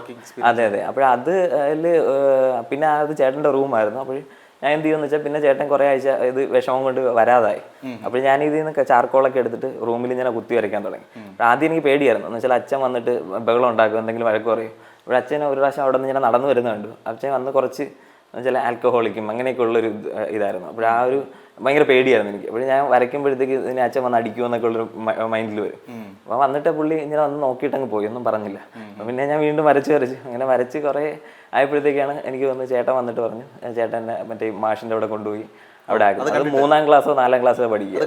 അതെ അത് കണ്ടിട്ട്. അപ്പോഴേ അന്ന് ഈ പറഞ്ഞ പോലെ എൻ്റെ അടുത്ത് പറഞ്ഞാൽ ഇത് വരയ്ക്കണ്ടെന്ന് പറഞ്ഞ് സ്റ്റോപ്പ് ചെയ്തിരുന്നെങ്കിൽ ചിലപ്പോൾ അവിടെ വെച്ച് നിന്ന് പോയത്. പക്ഷെ അത് കണ്ടിന്യൂ ചെയ്യാനായിട്ടൊരു അവസരം തന്നതൊക്കെയാണ് എനിക്ക് തോന്നുന്നു പിന്നെ ഒരു ആർട്ടിസ്റ്റായിട്ട് കൺവേർട്ട് ആവാനായിട്ട് കാരണം. സിജിന്റെ കേപ്പബിലിറ്റി എന്താണെന്ന് സിജിൻ ചെറുതിലേ തിരിച്ചറിഞ്ഞു. അതിനെ പരമാവധി എക്സ്പ്ലോർ ചെയ്ത് അതിലേക്ക് മുഴുകി ചേരാനായിട്ട് ഒരു ട്രൈ ഉണ്ടായി. അതാണ് ശരിക്കും സക്സസ്. വേറൊരു കാര്യം, അതൊരു കറക്റ്റാണ് പറഞ്ഞ പോയിന്റ് എന്ന് വെച്ചാൽ ചിലർ ഇപ്പോൾ പാരൻസും വേറെ ആൾക്കാരും എനിക്ക് തോന്നുന്നു കുറച്ചുകൂടെ നല്ല കാര്യം എന്ന് വെച്ചാൽ അമ്മയൊക്കെ ആണെങ്കിലും അത് ഇപ്പോൾ ഞാനിപ്പോൾ ആർട്ട് കുത്തിനെ വരയ്ക്കും എന്ന് പറഞ്ഞു. എന്നിട്ട് പിന്നെ അതിന് ശേഷം +2 കഴിഞ്ഞ ശേഷം ഈ പറഞ്ഞ പോലെ ഡിജിറ്റൽ മീഡിയ അല്ലെങ്കിൽ ഈ പറഞ്ഞ പോലെ അതിൽ ക്രിയേറ്റീവ് ആർട്ട് ആ ഒരു സെഷനിലോട്ടൊക്കെ കണ്ടിന്യൂ ചെയ്യാനായിട്ട് അവരുടെയും കൂടെ ഒരു ഹെൽപ്പ് ഉണ്ടായിരുന്നു. അവർ പറഞ്ഞു വേറെ എന്തെങ്കിലും പഠിച്ചാൽ മതി, അല്ലെങ്കിൽ പോയി ഒരു ഡിഗ്രി എടുക്കുക, അല്ലെങ്കിൽ ഒരു അങ്ങനെ എന്തെങ്കിലും പറഞ്ഞിരുന്നെങ്കിൽ ആ ഒരു സമയം വേസ്റ്റായി പോയെന്നാണ് എനിക്ക് തോന്നുന്നത്. ഇതാകുമ്പോൾ നമ്മൾ ആ ഒരു ഫോക്കസ് ചെയ്ത ഒരു സാധനത്തിൽ തന്നെ നമുക്ക് കണ്ടിന്യൂ ചെയ്യാൻ പറ്റും. പക്ഷെ ഇപ്പോഴാണെങ്കിൽ കുറച്ചുകൂടിയൊക്കെ അവർക്ക് എന്താണ് ഇൻഫോർമേറ്റീവ് ആയിട്ടുള്ള ഒരുപാട് വീഡിയോസ് ആണെങ്കിലും കണ്ടന്റ് ഒക്കെ ഗൂഗിളിൽ അവൈലബിൾ ആണ്. അപ്പോൾ ഇതാണ് എൻ്റെ ടാലന്റ് എന്ന് അവർക്ക് തന്നെ തിരിച്ചറിയാനും പിന്നെ അത് ഫോക്കസ് ചെയ്ത് പോകാനൊക്കെ പറ്റും. അപ്പോൾ അത് മാത്രമല്ല, ഇപ്പോൾ എൻ്റെ മോള് ഇപ്പം നോക്കുകയാണെങ്കിൽ ഇപ്പോഴേ അവൾ പറയും അവൾക്ക് ആർട്ടിസ്റ്റ് ആവണം, അല്ലെങ്കിൽ ആർട്ട് ടീച്ചർ ആവണം, അല്ലെങ്കിൽ ഇതൊരു കമ്പൈൻ ചെയ്തിട്ട് എന്തെങ്കിലും ഒരു സംഭവം ആവണം. പക്ഷേ അതൊക്കെ അവർക്ക് ഇപ്പോഴത്തെ കാലഘട്ടത്തിലുള്ള കുട്ടികൾക്ക് കുറച്ചുകൂടി വ്യക്തമായിട്ടുള്ള കാര്യങ്ങളൊക്കെ അവർക്ക് തന്നെ അറിയാം. ഔട്ട് ഓഫ് ബോക്സ് തിങ്ക് ചെയ്യുന്നുണ്ട് അവർക്ക്. അതെ അതെ അതെ. അത് മാത്രമല്ല, ഇപ്പോൾ വൈഫ് ഒരു സ്കൂളിൽ വർക്ക് ചെയ്യുകയാണ്. അപ്പോഴത്തേക്കും അവിടെ സ്കൂളിൽ ഇപ്പോൾ അവിടുത്തെ ഒരു ടീച്ചറുണ്ട്. അപ്പോൾ ടീച്ചറിൻ്റെ മോൻ എൻ്റെ അടുത്ത് അവിടെ ക്ലാസ്സിൽ എൻ്റെ ക്ലാസ്സിലും ചോദിച്ചു ആർക്കൊക്കെ എന്തൊക്കെ ആവണമെന്ന്. അപ്പോൾ പറഞ്ഞു ആ കുട്ടി പറഞ്ഞു ആർട്ടിസ്റ്റ് ആവണമെന്ന്. അവിടെ ആ ടീച്ചർ ചോദിച്ചു ആർട്ടിസ്റ്റ് അതൊക്കെ ഒരു ജോബാണോ എന്ന് ചോദിച്ചു. അത് പറഞ്ഞു മിസ് ശ്രീദേവിയുടെ ഹസ്ബൻഡ് സിജിൻ ആർട്ടിസ്റ്റ് അല്ലേ പുള്ളി. അതെനിക്കൊരു സന്തോഷം തോന്നി. എന്ന് വെച്ചാൽ അങ്ങനെ പിന്നെ ഒരുപാട് സ്കൂളിലാണെങ്കിലും അവിടുത്തെ സ്കൂളിലൊക്കെ ഇപ്പോൾ കൂടുതലും അവർ റെഫർ ചെയ്യാനായിട്ടും എന്തെങ്കിലും കാര്യങ്ങൾക്ക് ഡൂഡിലിന് വേണ്ടിയിട്ട് ഇപ്പോൾ നമ്മളെയൊക്കെ യൂസ് ചെയ്യുന്നു എന്ന് പറയും. ഇപ്പോൾ നമ്മൾ സാധാരണ വെഞ്ഞാറമൂട് പോലുള്ള സ്ഥലത്തുനിന്ന് അവിടെ വന്നിട്ട് നമ്മളൊരു സ്കൂളിൽ ഒരു അവർ എന്തെങ്കിലും റെഫർ ചെയ്യാൻ വേണ്ടിയിട്ടൊക്കെ നമ്മൾ യൂസ് ചെയ്യുന്നു എന്ന് പറയുന്നത് ഭയങ്കര സന്തോഷമാണ്. എന്ന് വെച്ചാൽ അത് അപ്പോഴേ അതും ചലഞ്ചുമാണ്. എന്ന് വെച്ചാൽ ഇനിയും പുതിയ പുതിയ കാര്യങ്ങൾ ചെയ്യാൻ. എന്ന് വെച്ചാൽ അതെ, ഒരു പ്രാവശ്യം നമ്മളൊരു സ്ഥലത്ത് എത്തുക എന്നുള്ളത് ഭയങ്കര എനിക്ക് തോന്നുന്നു ടഫ് അല്ലാന്ന് തോന്നുന്നു. പക്ഷെ അത് കണ്ടിന്യൂ ചെയ്ത് പോവുക അല്ലെങ്കിൽ അതിന് മേലെ ചെയ്യുക എന്നുള്ളത് ഭയങ്കര ടഫാണ്. ഞാൻ ചോദിക്കാൻ വന്നത്, ഇപ്പം മാരേജ് ഇപ്പം ചെറുപ്പത്തിലെ തന്നെ ഇതിലേക്ക് ഒരു ഫുൾ ടൈമറായിട്ട് വന്ന ഒരാളായിരുന്നെങ്കിൽ മാരേജിന്റെ ടൈമിൽ ഏതെങ്കിലും നിലയ്ക്ക് ചാലഞ്ചസ് ഉണ്ട്? ഇത് നിങ്ങൾ അറേഞ്ച്ഡ് മാരേജ് ആയിരുന്നു, ലവ് മാരേജ് ആയിരുന്നു? Arranged marriage. ഇത് സ്വാഭാവികമായിട്ടും ഒരാളുടെ ജോലി ചർച്ച ചെയ്യപ്പെടുന്ന ഒരു വേദിയാണ് മാരേജ് ഡിസ്കഷൻസ് അല്ലേ? അന്ന് ഞാനിപ്പോൾ വർക്ക് ചെയ്യാൻ സ്റ്റാർട്ട് ചെയ്യുമ്പോൾ അവിടെ ഒരു വെബ് ഡിസൈനറായിട്ടാണ് കയറിയത്. അപ്പോൾ വെബ്സൈറ്റ്, അപ്പോൾ ഞാൻ ഏറ്റവും ആദ്യം ചെയ്യുന്ന വെബ്സൈറ്റ് എന്ന് പറയുന്നത് നമ്മുടെ അവിടെ ഒരു മൾട്ടിനാഷണൽ കമ്പനിയാണ് ക്യൂബസ്റ്റ് എന്ന് പറഞ്ഞിട്ട്. അപ്പോൾ ആ കമ്പനിയുടെ അതെ പ്രോജക്ട്സ് ഒക്കെ എന്ന് പറഞ്ഞാൽ നാഷണൽ ജോഗ്രഫി, പിന്നെ ഇപ്പോൾ ഈ US നാഷണൽ പാർട്ടി, റിപ്പബ്ലിക്കൻ പാർട്ടിയൊക്കെ ഇല്ലേ. അപ്പോൾ റിപ്പബ്ലിക്കൻ പാർട്ടിയുടെ വുമൻസ് വിങ്ങിൻ്റെ വെബ്സൈറ്റാണ് ഞാൻ ഫസ്റ്റായിട്ട് ഡിസൈൻ ചെയ്യുന്നത്. അപ്പോൾ അത് ചെയ്ത് കഴിഞ്ഞിട്ട് പിന്നീട് ഓരോ പ്രോജക്റ്റ് വരും. പിന്നെ എന്തെങ്കിലും ഇല്ലുസ്ട്രേഷൻ ബേസ്ഡ് ആയിട്ടുള്ള പ്രോജക്ട്സ് വരുമ്പോഴത്തേക്ക് ഞാൻ അന്ന് ഇംഗ്ലീഷ് മൂവീസ് ഒന്നും അധികം കാണാറില്ല. അധികം കാണുന്ന മലയാളം, തമിഴ് സിനിമ അങ്ങനെയൊക്കെയാണ്. അപ്പോൾ അന്ന് ഇവർ അവഞ്ചേഴ്സിൻ്റെ ക്യാരക്ടേഴ്സൊക്കെ ലോഞ്ച് ചെയ്ത് ഒരു ലോഞ്ച് ഒക്കെ ഉണ്ടായിരുന്നു. 4-5 ക്യാരക്ടേഴ്സൊക്കെ ലോഞ്ചായി. തോർ, ക്യാപ്റ്റൻ അമേരിക്ക എന്നൊക്കെ പറഞ്ഞിട്ട്. അപ്പോഴൊരു US ബേസ്ഡ് കമ്പനി പറഞ്ഞു അവർക്ക് ഇവരുടെയൊക്കെ തോറിൻ്റെ പോലത്തെ വേറൊരു ക്യാരക്ടർ, അത് വെബ് റിലേറ്റഡ് ആയിട്ടുള്ള ഒരു ക്യാരക്ടർ ക്രിയേറ്റ് ചെയ്യണം.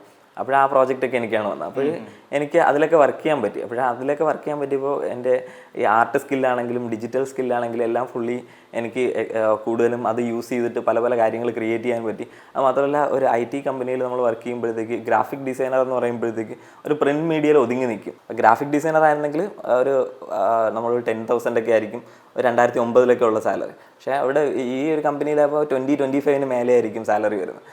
അപ്പോൾ അത് എന്ന് വെച്ചാൽ അത് വെച്ചിട്ട് തന്നെ കല്യാണം വരുമ്പോഴത്തേക്കും അങ്ങനെ വിഷയമൊന്നും ഉണ്ടായില്ല. പിന്നെ അത് മാത്രമല്ല, ദുബായിൽ വരാൻ കാര്യം എന്ന് വെച്ചാൽ ഒരു UK ബേസ്ഡ് ഒരു കമ്പനി ഉണ്ടായിരുന്നു. അപ്പോൾ ജെയിംസ് ലോറ എന്ന് പറഞ്ഞിട്ട് ഒരു കപ്പിൾസ് ആയിരുന്നു നടത്തുന്നത്. ഒരു UK ബേസ്ഡ് സിറ്റിസൺസാണ്. അപ്പോൾ അവർ UAയിൽ കമ്പനി നടത്തുമ്പോഴത്തേക്ക് ഇതുപോലെ എൻ്റെ പ്രൊഫൈൽ കണ്ടു. അന്ന് എനിക്കൊരു വെബ്സൈറ്റ് ഉണ്ടായിരുന്നു, thedesigner.in എന്ന് പറഞ്ഞിട്ട്. ഇപ്പോഴും ആ വെബ്സൈറ്റ് ഉണ്ട്. അപ്പോൾ അന്ന് എനിക്ക് കണ്ടന്റ് ഒന്നുമില്ല, വെറുതെ വെബ്സൈറ്റിൻ്റെ ഡൊമൈൻ വാങ്ങിച്ചിട്ട് ഞാൻ നമ്മുടെ ഒരു ഗോഡ്ഫ്രീ എന്ന് പറഞ്ഞിട്ട് ഒരു തമിഴ് ഒരു അണ്ണനുണ്ട്. അണ്ണൻ അവിടെ നമ്മുടെ കമ്പനിയിൽ കണ്ടന്റ് റൈറ്ററാണ്. പുള്ളി എന്നെക്കുറിച്ചിട്ട് കുറച്ച് കണ്ടന്റൊക്കെ പുള്ളി പറയും, എടാ നീ ഇത് നിന്നെക്കുറിച്ച് പറയുന്നതായിട്ട് എഴുതാം, അതൊരു തേർഡ് പാർട്ടി പോയിന്റ് ഓഫ് വ്യൂവിൽ ഇത് എഴുതി ഞാൻ തരാം, എന്നിട്ട് അത് ഞാൻ അപ്ലോഡ് ചെയ്തു. അപ്പോൾ നമ്മുടെ ഓഫീസിൽ എല്ലാ കൊളീഗ്സും ഉണ്ട്, 10-20 എംപ്ലോയീസ് ഉണ്ട്. അപ്പോൾ അവർ ചായ കുടിക്കാനൊക്കെ വരുമ്പോഴത്തേക്ക് കളിയാക്കാനുള്ളൊരു ടൂളാണിത്. ഇതിൽ നോക്കുമ്പോൾ അതെ നിന്റെ ഫോട്ടോ നിന്റെ ഫുൾ ഫിഗർ എന്നുള്ള രീതിയിൽ. പക്ഷെ അത് ഉപയോഗം വന്നതെന്ന് വെച്ചാൽ ഗൂഗിൾ SEOയിലൊക്കെ ഭയങ്കര ഹെൽപ്പ് ചെയ്തു. പിന്നെ ഈ കമ്പനി ഞാൻ പറഞ്ഞ ഈ UK ബേസ്ഡ് കമ്പനി അവർ ഈ വെബ്സൈറ്റ് കണ്ടു. അപ്പോൾ അത്യാവശ്യം കണ്ടന്റൊക്കെ ആയി. ഞാൻ നോക്കുമ്പോഴത്തേക്ക് പറഞ്ഞ ആർട്ടും സാധനങ്ങളെല്ലാം അപ്ലോഡ് ചെയ്യാൻ തുടങ്ങി. പിന്നെ ഡിസൈൻസൊക്കെ ഞാൻ കുറേ ആപ്ലിക്കേഷൻ്റെയൊക്കെ ഞാൻ പറയുന്നതെന്ന് വെച്ചാൽ 2009-10 സമയത്തൊക്കെയാണ് അത് ആപ്ലിക്കേഷൻസൊക്കെ. ഫോർ എക്സാമ്പിൾ ഇപ്പോഴും നമ്മൾ നോക്കുകയാണെങ്കിൽ ഈ നമ്മുടെ എന്താണ് കാറും ഊബറൊക്കെ ഉണ്ടല്ലോ ബുക്ക് ചെയ്യാനൊക്കെ ആയിട്ട്. അന്ന് അങ്ങനത്തെ ഒരു ആപ്പേ ഇല്ല. അപ്പോൾ ഞാൻ എന്ത് ചെയ്തെന്ന് വെച്ചാൽ ഓട്ടോറിക്ഷയിൽ എൻ്റെ ലൊക്കേഷൻ വെച്ചിട്ട് GPS വെച്ചിട്ട് ബുക്ക് ചെയ്യാനൊക്കെ ഉള്ളൊരു പ്രോട്ടോടൈപ്പ് ഉണ്ടാക്കി. എന്നിട്ട് ഇത് ബിഹാൻസിലും ഇതിലൊക്കെ അതേ ഉണ്ടാക്കി. എന്നുവെച്ചാൽ ഡിസൈൻ നമ്മൾ കോൺസെപ്റ്റ് ഉണ്ടാക്കിയിട്ട് അതൊന്നും ഡെവലപ്പ് ചെയ്തില്ല, ഡിസൈൻ മാത്രം. ഇതിൽ പ്രസ് ചെയ്താൽ ഇവിടെ ഇതിൽ ഗൂഗിൾ മാപ്പുമായിട്ട് കണക്ട് ചെയ്യും എന്നൊക്കെ പറഞ്ഞിട്ട്. അപ്പോൾ ഇതൊക്കെ അവർക്ക് ഇഷ്ടപ്പെട്ടു. അപ്പോൾ അവർ എന്നിട്ട് ഇത് കണ്ടിട്ട് പിന്നെ അത് മാത്രമല്ല വിജയുടെ ഒരു തെറി എന്ന് പറഞ്ഞിട്ട് എന്തൊരു സിനിമയൊക്കെ ഇറങ്ങി. അത് 2017 എന്തോ ആണ്. അപ്പോൾ ഇതിൽ അന്നത്തെ ഒരു കാര്യം എന്ന് വെച്ചാൽ വിജയ് പോലീസ് യൂണിഫോമിൽ ഇട്ടിട്ട് ആ ഒരു ഗെറ്റപ്പിൽ പോസ്റ്റർ ഒന്നും വന്നിട്ടില്ല. അപ്പോൾ ഞാൻ എന്ത് ചെയ്തെന്ന് വെച്ചാൽ ഇത് കോൺസെപ്റ്റ് ആർട്ട് ക്രിയേറ്റ് ചെയ്തു. പുള്ളി യൂണിഫോമിൽ ഇങ്ങനത്തെ ഒരു മീശയൊക്കെ വെച്ചിട്ട് നിൽക്കുന്നത്. അപ്പോഴത് ബിഹൈൻഡ് ദ ഉത്സവം അങ്ങനെ എന്തൊക്കെ കുറേ ചാനലൊക്കെ അന്ന് പബ്ലിഷ് ചെയ്തു. അപ്പോൾ അന്ന് അധികം കേരളത്തിൽ തന്നെ അധികം ഡിജിറ്റൽ ആർട്ടൊന്നും ഫിലിം മാർക്കറ്റിംഗിന് യൂസ് ചെയ്തു. അത് മാർക്കറ്റിങ്ങിന് യൂസ് ചെയ്തു. അത് മാത്രമല്ല ഇവിടെ എനിക്ക് തോന്നുന്നു മറ്റേ നമ്മുടെ ഭീമാപ്പള്ളി ആ സൈഡിലൊക്കെ ഇല്ലേ, അവിടെ ഫ്ലെക്സിലൊക്കെ ഒരു വലിയ ഫ്ലെക്സ് അടിച്ചൊക്കെ വെച്ചത്. അതെ, അത് ഇന്ന് യൂസ് ചെയ്തിട്ട്. അപ്പോൾ അതൊക്കെ അതൊന്നും ആർക്കും അത്. പിന്നെ അത് മാത്രമല്ല നമ്മൾ ലാലേട്ടൻ അലിബായ് എന്ന് പറഞ്ഞൊരു സിനിമയുടെ ഒരു ആർട്ട് വർക്ക് ചെയ്തായിരുന്നു. അതിന്റെ ഒരു കോമഡി എന്ന് വെച്ചാൽ അതും ഡിജിറ്റൽ. അല്ല, ഇതിലൊന്നും കോൺടാക്ട് വരുന്നില്ല. ഇത് ഞാൻ വെറുതെ ചെയ്യും. ഫേസ്ബുക്കിൽ ഇൻസ്റ്റയില്ലേ, ഫേസ്ബുക്കിലൊക്കെ അപ്ലോഡ് ചെയ്യും. എന്നിട്ട് ആരെങ്കിലും ഒക്കെ എടുത്ത്. അപ്പോൾ ഇത് ഞാൻ അലിബായ് എന്ന് പറഞ്ഞൊരു സിനിമയുടെ ഒരു ആർട്ട് ചെയ്തു. എന്നിട്ട് അത് അപ്ലോഡ് ചെയ്തു. അതിപ്പോഴും നോക്കുകയാണെങ്കിലും മറ്റേ ഈ 2ാം ഊഴമൊക്കെ വന്നില്ലേ, അപ്പോഴും ആൾക്കാർ യൂസ് ചെയ്തേക്കുന്ന അതിൻ്റെ ആ ഒരു ഫേസിന്റെ അത് കട്ട് ചെയ്തെടുത്തിട്ടും അതിനെ പിന്നെ എൻഹാൻസ് ചെയ്തിട്ടൊക്കെ ഉള്ള ഇമേജസ് ആണ് വന്നേക്കുന്നത്. മാത്രമല്ല ആ ഒരു സെയിം ആർട്ട് വർക്ക് ഒരു ഓസ്ട്രേലിയയിൽ മലയാളി ഗ്രൂപ്പുണ്ട്. അപ്പോൾ അവർ ഫ്ലാഷ് മോബ് ചെയ്യാനായിട്ടൊരു എനിക്ക് തോന്നുന്നു 2015 ആ ഒരു സമയത്തൊക്കെ അവരതെടുത്ത് യൂസ് ചെയ്തു. എന്ന് വെച്ചാൽ 10-40 ആൾക്കാർ ആ ഒരു ആർട്ട് വർക്ക് ടീഷർട്ടിൽ പ്രിന്റ് ചെയ്തിട്ട് യൂസ് ചെയ്തു. അപ്പോൾ ഞാൻ ഇതിൻ്റെ അടുത്ത് ചോദിച്ചു, ഇത് എൻ്റെ ദി ഡിസൈനർ എന്ന് പറഞ്ഞാൽ വാട്ടർ മാർക്കൊക്കെ ഉള്ളതാണ്, നിങ്ങൾ പെർമിഷൻ ഒന്നും വാങ്ങിച്ചില്ലല്ലോ എന്നൊക്കെ പറഞ്ഞു. അപ്പോൾ ഓസ്ട്രേലിയയിൽ നിന്നുള്ളൊരു ആൾ എൻ്റെ അടുത്ത്, അവിടുത്തെ ഒരു ലോയർ പറഞ്ഞു, എന്ന് വെച്ചാൽ വേറൊരു മലയാളി എൻ്റെ അടുത്ത് പറഞ്ഞു, ഇത് കോപ്പി റൈറ്റിൻ്റെ വയലേഷനാണ്. അപ്പോൾ സിജിൻ അത് മുന്നോട്ട് പോവുകയാണെങ്കിൽ നിങ്ങൾക്ക് അത് എൻ്റെ എന്താണ് അത് ക്ലെയിം ചെയ്യാം എന്നൊക്കെ പറഞ്ഞിട്ട്. ഞാൻ പറഞ്ഞു എനിക്കതിനെക്കുറിച്ച് വലുതായിട്ട് അറിയത്തില്ല. അപ്പോൾ ഒരു അഡ്വക്കേറ്റ്, ഒരു ഓസ്ട്രേലിയൻ ആൾ എന്നെ കോൺടാക്ട് ചെയ്തിട്ട് പറഞ്ഞു, നിങ്ങൾക്ക് ഫർദറായിട്ട് എങ്ങനെ കണ്ടിന്യൂ ചെയ്യണോ? ഞാൻ പറഞ്ഞു അങ്ങനെ കണ്ടിന്യൂ ചെയ്യണമെന്നില്ല. കാര്യം എന്ന് വെച്ചാൽ ഞാനൊരു ഇഷ്ടപ്പെട്ട ഒരാളാണ് ലാലേട്ടൻ. അതിന് വേണ്ടിയിട്ട് ഞാൻ വരച്ച ഒരു ആർട്ട് വർക്കാണ്. പുള്ളി അവിടെ പോകുന്ന ഒരു ഇവൻറ്റിന് വേണ്ടിയിട്ടാണ് ഇവർ ഇത് പ്രിൻറ്റ് ചെയ്തിട്ടൊക്കെ ചെയ്തു. അപ്പോൾ ഞാനങ്ങനെ ഇതിന് എഗെയിൻസ്റ്റ് ആയിട്ട് പോയാൽ പുള്ളിക്കെതിരെ ഞാൻ എന്തോ ചെയ്യുന്ന പോലെ പുള്ളിക്കും ഫീൽ ആകും. പിന്നെ അങ്ങനെ ഒരു അതുകൊണ്ട് എനിക്ക് അങ്ങനെ കണ്ടിന്യൂ ചെയ്യാൻ താല്പര്യം. ഇളയരാജ അദ്ദേഹത്തിന്റെ മ്യൂസിക് അപ്പോഴങ്ങനെ ഒരു പക്ഷെ ഇത് വേറൊരു പ്രശ്നം എന്ന് വെച്ചാൽ അവരുടെ ഈ ഓർഗനൈസേഴ്സ് ഒക്കെ ഭയങ്കര റൂഡായിട്ടാണ് സംസാരിച്ചത്. അവർ പറഞ്ഞു നിന്റെ തന്തേര വകയാണോ ഈ ലാൽ സാർ അങ്ങനെയൊക്കെ പറഞ്ഞിട്ടൊക്കെ എൻ്റെ അടുത്ത് അങ്ങനെയൊക്കെ ഒരു ഇതൊക്കെ അങ്ങനെയൊക്കെ ചെയ്യാൻ പിന്നെ വിചാരിച്ച് കളയാമെന്ന് വെച്ചാൽ വിവരമില്ലാത്ത ആൾക്കാർ. അതെ, അപ്പൊ പിന്നെ അല്ല അങ്ങനെ എന്നാലും പറയുന്നത് കുറച്ച് മാന്യമായിട്ട് ആ ഒരു രീതിയിലൊക്കെ പറയണമല്ലോ എന്നുള്ള.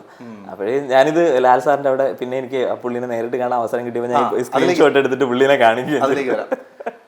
അപ്പൊ നമുക്കൊരു ഇപ്പം ഏറ്റവും റീസെന്റ് ആയിട്ട് ഒരു വളരെ എക്സ്ക്ലൂസീവ് ആയിട്ടുള്ളൊരു ഇൻഫർമേഷൻ സിജിനെ കുറിച്ചിട്ട് സോഷ്യൽ മീഡിയയിലും പബ്ലിക് പ്ലാറ്റ്ഫോമിലും ഇങ്ങനെ ചർച്ച ചെയ്യുന്നുണ്ട്. അതിലൊന്ന് 300 പേരുടെ വിവിധ രാജ്യങ്ങളിൽ നിന്നുള്ള 300 പേരുടെ ഫേസ് അടങ്ങുന്ന ഒരു ക്യാൻവാസ് ഡൂഡിൽ ആർട്ടിലൂടെ പ്രസന്റ് ചെയ്തു. അതിന് ഒരുപാട് റെക്കഗ്നിഷൻ കിട്ടി. അതുപോലെ തന്നെ ഇന്ത്യൻ ബുക്ക് ഓഫ് റെക്കോർഡിൽ അതിനൊരു റെക്കോർഡ് എഴുതി ചേർക്കാനും പറ്റി അല്ലേ? അപ്പം എന്തായിരുന്നു അതിന്റെ പിറകിൽ ആ ഒരു ആർട്ട് ഫോം, ആ ആർട്ട് ക്രിയേറ്റ് ചെയ്യാനുള്ളൊരു പ്രചോദനം എന്തായിരുന്നു? അതെങ്ങനെയാണ് ഇത്രയും ഹിറ്റായിട്ട് ഇത്രയും ഡിസ്കസ് ചെയ്യുന്ന നിലയിലേക്ക് അത് മാറിയത് എങ്ങനെയാണ്? അത് നമ്മുടെ ഇപ്പോൾ നോക്കുകയാണെങ്കിലും ഇപ്പോൾ നേരത്തെ ഞാൻ പറഞ്ഞു എയുടെ ഒരു കാര്യം പറഞ്ഞില്ലേ, അപ്പോൾ അതിൻ്റെ മെയിനായിട്ട് ഉദാഹരണം എന്ന് പറഞ്ഞാൽ ഒരു ആർട്ട് വർക്ക് ഞാൻ ചെയ്തു. എന്നിട്ട് പോസ്റ്റ് ചെയ്ത സമയത്ത് ഒരാളോ അതോ ചിലപ്പോൾ നമ്മളെ ഫേസ് ഇല്ലാത്ത കുറേ പ്രൊഫൈൽസ് ഉണ്ടല്ലോ. അപ്പോൾ അതിൽ നിന്ന് വന്നിട്ട് പറഞ്ഞ് ഞാൻ അതിൽ എഴുതിയിരുന്ന കാര്യം എന്ന് വെച്ചാൽ this art I took around 9 hours to create this art എന്ന് പറഞ്ഞിട്ടാണ് 9 or 10 hours എന്നുള്ള രീതിയിൽ. പറഞ്ഞു this one it's a shit art, it can be done in 2 seconds in AI എന്ന് പറഞ്ഞിട്ടൊരു മെസ്സേജ് വന്നു. ഞാൻ വിചാരിച്ചു അത്രയ്ക്ക് ആ ഒരു രീതിയിലേക്ക് ആർട്ട് മാറിയിട്ടുണ്ടല്ലോ എന്നുള്ളൊരു വിഷമം ഉണ്ടായിരുന്നു. അത് മാത്രമല്ല ആ ഒരു സമയത്തായിരുന്നു ഗാസ അവിടെ, അത് മാത്രമല്ല റഷ്യ ഉക്രൈൻ വാറൊക്കെ നടന്നു. അപ്പോഴും നമ്മൾ ഈ ഒരു കുറേ കാര്യങ്ങൾ കാണുന്നുണ്ടല്ലോ, എന്ന് വെച്ചാൽ പല സ്ഥലങ്ങളിൽ നിൽക്കുമ്പോൾ നമ്മുടെ കൊളീഗ്സ് ആണെങ്കിലും പല രാജ്യങ്ങളിൽ നിന്നുള്ളവരൊക്കെ ആയിരിക്കും. അപ്പോൾ അവരുടെയൊക്കെ ഒരു ഫാമിലിയിലൊക്കെ തന്നെ ഇപ്പോൾ എൻ്റെ അടുത്ത് ഈ കേരളത്തിൽ ഇപ്പോൾ ഈ വയനാട്ടിൽ പ്രശ്നം നടന്നപ്പോഴത്തേക്ക് തന്നെ ഒരുപാട് ആൾക്കാർ അവിടെ നിന്ന് ദുബായിൽ നിന്ന് ഇപ്പോൾ വിളിച്ച് ചോദിക്കുന്നുണ്ട്. എന്ന് വെച്ചാൽ അവർ വിചാരിക്കുന്ന കേരളത്തിൽ എൻ്റെ പാർട്ടിലും ഇങ്ങനെ ഒരു ഇഷ്യൂ നടക്കുന്നു എന്നാണ്. അപ്പോൾ ഞാൻ സേഫ് ആണോ, അപ്പോൾ അങ്ങനെയുള്ളത്. അതുപോലെ തന്നെ ഞാൻ അവരുടെ എന്തെങ്കിലും നടക്കുമ്പോഴത്തേക്ക് നമുക്കും അറിയാം. അപ്പോഴും നമ്മൾ അവർ വെക്കേഷൻ പോകുമ്പോഴോ അല്ലെങ്കിൽ അവരുടെ ഫാമിലിയിലുള്ള ആൾക്കാർക്കോ, ഫോർ എക്സാമ്പിൾ വേറെ രാജ്യങ്ങളിൽ ഇപ്പോൾ ഇസ്രായേലാണെങ്കിലും പാകിസ്ഥാനാണെങ്കിലും അങ്ങനെ പല പല രാജ്യങ്ങളുണ്ട്. അപ്പോൾ അവിടേക്ക് യുദ്ധം നടക്കുമ്പോഴത്തേക്കും അവിടെ എല്ലാവരും തീവ്രവാദികളും ആൾക്കാരൊന്നും അല്ലല്ലോ, എല്ലാവരും കുറേ നല്ലവരായ നല്ല മനുഷ്യരും ഉണ്ടല്ലോ. അപ്പോൾ അവർക്കും എന്തെങ്കിലുമൊക്കെ പറ്റുമോ എന്നുള്ളൊരു വിഷമം നമുക്കുണ്ട്. അതുകൊണ്ട് നമ്മൾ എല്ലാ കൂടി കാണുന്നത് കൊണ്ട് നമുക്ക് അറിയാം ഓരോ ആൾക്കാരും ബുദ്ധിമുട്ട് അനുഭവിക്കുന്നു. അപ്പോൾ അതിൻ്റെ ഒരു ഇതിന് വേണ്ടിയിട്ടായിരുന്നു ചെയ്തത്. ആ ഒരു വാറിന് അഗെയിൻസ്റ്റ് ആയിട്ടുള്ള ഒരു മെസ്സേജ്, എല്ലാവരും സ്മൈലിങ് ചിരിച്ചുകൊണ്ട് നിൽക്കുന്ന മുഖങ്ങൾ, പല നാഷണാലിറ്റി എന്നുള്ളത്. അപ്പോൾ AI കുറിച്ചിട്ട് പറയുകയാണെങ്കിൽ നമ്മൾ നേരത്തെ പറഞ്ഞ പോലെ ഈ 2 സെക്കൻഡ് കൊണ്ട് വരയ്ക്കുന്ന അല്ല ആർട്ട് എന്നുള്ളത് ഞാൻ പറഞ്ഞില്ലേ. അപ്പോൾ ഈ ഒരു ആർട്ട് വർക്ക് ചെയ്യാനായിട്ട് ഏകദേശം 1.5 വർഷത്തോളം എടുത്തു. അപ്പോൾ എടുത്തിട്ടാണ് ഓരോ വീക്കെൻഡും എനിക്ക് സമയം കിട്ടുമ്പോഴത്തേക്ക് ഓരോ സ്ഥലങ്ങളിൽ പോയിട്ട് പബ്ലിക് പ്ലേസസിൽ പോയിട്ട് ഇതുപോലെ വരയ്ക്കും. അപ്പോൾ ആൾക്കാർ എൻ്റെ അടുത്ത് വന്ന് ചോദിക്കുന്നത് എന്താണ് നിങ്ങളിത് വരയ്ക്കാൻ കാരണം. അപ്പോൾ ഞാനിത് എക്സ്പ്ലെയിൻ ചെയ്യും. അപ്പോഴത്തേക്ക് അവർ കുറേ ആൾക്കാർ വന്നിട്ട് അവരുടെ പെർമിഷനോടുകൂടി തന്നെ അവർ പാർട്ടാവും. അവർ കുറച്ച് നേരം അവിടെ വെയിറ്റ് ചെയ്യും, എന്നിട്ട് അവരെ വരയ്ക്കും. എന്നിട്ട് അവർ നമ്മൾ നേരത്തെ ഞാൻ വെഞ്ഞാറമൂട്ടിൽ വെച്ചിട്ട് ഒരു ഫേമസ് പേഴ്സണാലിറ്റിന്റെ ഫേസ് മാത്രമല്ല, അത് 1-2 പേരേ ഉള്ളൂ ഫേമസ് പേഴ്സണാലിറ്റീസ്. ബാക്കിയുള്ള എല്ലാ സാധാരണക്കാരാണ്. പിന്നെ രണ്ടാമത്തെ ഒരു കാര്യം എന്ന് വെച്ചാൽ എല്ലാവർക്കും നമ്മൾ വരയ്ക്കാനായിട്ട് ഇപ്പോൾ ഒരു പോർട്രേറ്റ് വരയ്ക്കാനായിട്ട് പല ചാർജുകളൊക്കെയാണ് ദുബായിൽ പല ആൾക്കാരും ചാർജ് ചെയ്യും. അപ്പോൾ അത് എല്ലാവർക്കും കൊണ്ടും അങ്ങനെ വരപ്പിക്കാൻ പറ്റണം എന്നില്ല. ഇപ്പോൾ ഒരു സാധാരണ ജോലി ചെയ്യുന്ന ഒരു ചേട്ടനാണെങ്കിലും അല്ലെങ്കിൽ അവർക്കൊന്നും, അവർക്കൊക്കെ വരയ്ക്കുമ്പോഴത്തേക്ക് അവർക്ക് ഉള്ളിലൊരു സന്തോഷമുണ്ടല്ലോ, ഒരു ഫോട്ടോ എടുത്തുകൊണ്ട് പോയിട്ട് അവർ അങ്ങനെ ഒരു കാര്യം കൂടിയായിരുന്നു. അതിൻ്റെ ഒരു മെസ്സേജും കൂടെ കൊടുക്കുക എന്നുള്ളതായിരുന്നു ഉദ്ദേശം. അപ്പോൾ ഇത് ഈ 1.5 വർഷം കൊണ്ട് ക്രിയേറ്റ് ചെയ്തപ്പോഴത്തേക്ക് ഇത്രയും ആൾക്കാരായി. എന്നിട്ടും ഇപ്പോഴും കുറേ സ്പേസ് ബാക്കിയുണ്ട്. അപ്പോൾ അതും കൂടി ഫില്ല് ചെയ്യണം എന്നൊക്കെയുള്ള ആഗ്രഹമുണ്ട്. പിന്നെ ലാലേട്ടൻ്റെ അടുത്തായിരുന്നു ഞാൻ ഈ ഒരു ഐഡിയ പറഞ്ഞത്, ഞാൻ ചെയ്യുന്നുണ്ട്. പിന്നെ അത് പുള്ളിനെ ഭയങ്കര ഇഷ്ടമായതുകൊണ്ട് ആ സമയത്ത് അത്യാവശ്യം ഇങ്ങനെ കോൺടാക്ട്സ് എല്ലാം ഉണ്ടായിരുന്നു. അതെ. അപ്പോൾ അത് ഈ ഇടയ്ക്ക് ഇപ്പോൾ ലാസ്റ്റ് ചെയ്ത് കംപ്ലീറ്റ് ചെയ്ത പ്രോജക്റ്റാണ്, അത് ചെയ്യാറായ പ്രോജക്റ്റാണ് ഈ 300 ഫേസസ് ഓൺ എ സിംഗിൾ. ഇതിപ്പോൾ പൂർത്തിയായ സ്റ്റേജിലല്ലേ ഇപ്പം? കുറച്ചുകൂടി ഉണ്ട്, ഒരു ചെറിയൊരു പോർഷനും കൂടി കംപ്ലീറ്റ്. എന്തുകൊണ്ടാണ് നേരത്തെ റിലീസ്, അതെങ്ങനെയാണ് ഇത്രയും ഡിസ്കഷനിലേക്ക് വന്നത്? അത് ഡിസ്കഷനിലേക്ക് വന്നതെന്ന് വെച്ചാൽ ഇപ്പോൾ ഞാൻ ചെയ്തുകൊണ്ടിരിക്കുമ്പോൾ തന്നെ ഹാഫ് ആയപ്പോഴത്തേക്ക് തന്നെ ഇപ്പം മീഡിയാസ് ഒക്കെ ഒരുപാടുണ്ടല്ലോ. അപ്പോൾ അവർക്ക് ഏറ്റവും ഫസ്റ്റ് ആയിട്ട് ഫീച്ചർ ചെയ്യണം എന്നുള്ളതും പിന്നെ ഈ ഒരു മെസ്സേജ് ഞാൻ എപ്പോഴും ചെയ്യുമ്പോഴത്തേക്ക് ഒരു പാത്ത് നമുക്ക് ക്രിയേറ്റ് ചെയ്യണം എന്നുള്ളതാണ് എൻ്റെ ആഗ്രഹം. അപ്പോൾ അതുകൊണ്ടാണ് ഈ കാറിൽ വരയ്ക്കുമ്പോഴത്തേക്ക് ഞാൻ ഈ ഒരു മിനി കൂപ്പർ, അവിടെ ഒരു കാർ സെക്കൻഡ് ഹാൻഡ് വാങ്ങിച്ചു. അപ്പോൾ എല്ലാവരും വിചാരിക്കുന്നതെന്ന് വെച്ചാൽ മിനി കൂപ്പർ കാർ മറ്റേ ഇവിടെ ആക്ടേഴ്സൊക്കെ കുറച്ച് പോഷ് കാണിക്കാനൊക്കെ വാങ്ങിക്കുന്നില്ല. അപ്പോൾ അവിടെ അങ്ങനെ അല്ലാതെ നമ്മുടെ മറ്റേ സെക്കൻഡ് ഹാൻഡ് 2010 2009 കാറൊക്കെ കിട്ടും. അപ്പോൾ അതെന്ന് വെച്ചാൽ വലിയ പൈസ ഒന്നുമില്ല, 1-1.5 ലക്ഷം രൂപ അങ്ങനെയൊക്കെ ആയിരിക്കും വില വരുന്നത്. അപ്പോൾ അതിൽ ഞാനൊന്ന് വാങ്ങിച്ചിട്ട് വരയ്ക്കാനായിട്ട് യൂസ് ചെയ്തു. അപ്പോൾ ഞാൻ ഈ കോൺസെപ്റ്റ് അവിടെ വേൾഡ് ആർട്ട് ദുബായ് എന്ന് പറഞ്ഞിട്ട് അവിടെ പിച്ച് ചെയ്തു. അപ്പോൾ അത് ഇൻ്റർനാഷണൽ എല്ലാ രാജ്യങ്ങളിലുള്ള ആർട്ടിസ്റ്റുകൾ വന്നിട്ട് എക്സിബിറ്റ് ചെയ്യുന്ന ഒരു ഇവൻ്റാണ്. അപ്പോൾ അവിടെ പിച്ച് ചെയ്തപ്പോൾ അവർ ചോദിച്ച ക്വസ്റ്റ്യൻ എന്ന് വെച്ചാൽ ഈ എക്സിബിഷൻ സ്പേസ് ഒരു ഇൻറ്റീരിയർ സ്ഥലത്താണ്. അപ്പോൾ ഇതിൻ്റെ അകത്ത് കാർ എങ്ങനെ കയറ്റിയാൽ തന്നെ ഇത് എൻജിൻ ലീക്കോ അങ്ങനെ എന്തെങ്കിലും, ഇത് പഴയ കാറല്ലേ, അപ്പോഴത് എൻ്റെ ഇതിന് ഡാമേജ് എങ്ങനെ പറ്റുമോ അല്ലെങ്കിൽ തീപിടുത്തോ അങ്ങനെയുള്ള കാര്യങ്ങളൊക്കെ ഉണ്ടാവും. അങ്ങനെയുള്ള സർട്ടിഫിക്കറ്റ് എല്ലാം നേടിയിട്ടാണ് അതിൻ്റെ അകത്ത് കൊണ്ടുപോയത്. പിന്നെ ദുബായ് ടൂറിസത്തിൻ്റെ അപ്രൂവൽ വേണമായിരുന്നു ഇത് വരയ്ക്കാനായിട്ട്. അങ്ങനെ ഇതെല്ലാം കിട്ടിയതിന് ശേഷം അവിടെ വരച്ചു. അപ്പോൾ 4 ദിവസമായിരുന്നു ഇതിൻ്റെ ഇവൻറ്റ്. അപ്പോൾ 2 ദിവസം വരച്ചപ്പോഴത്തേക്ക് തന്നെ ഒരുപാട് ആൾക്കാർ കണ്ടു.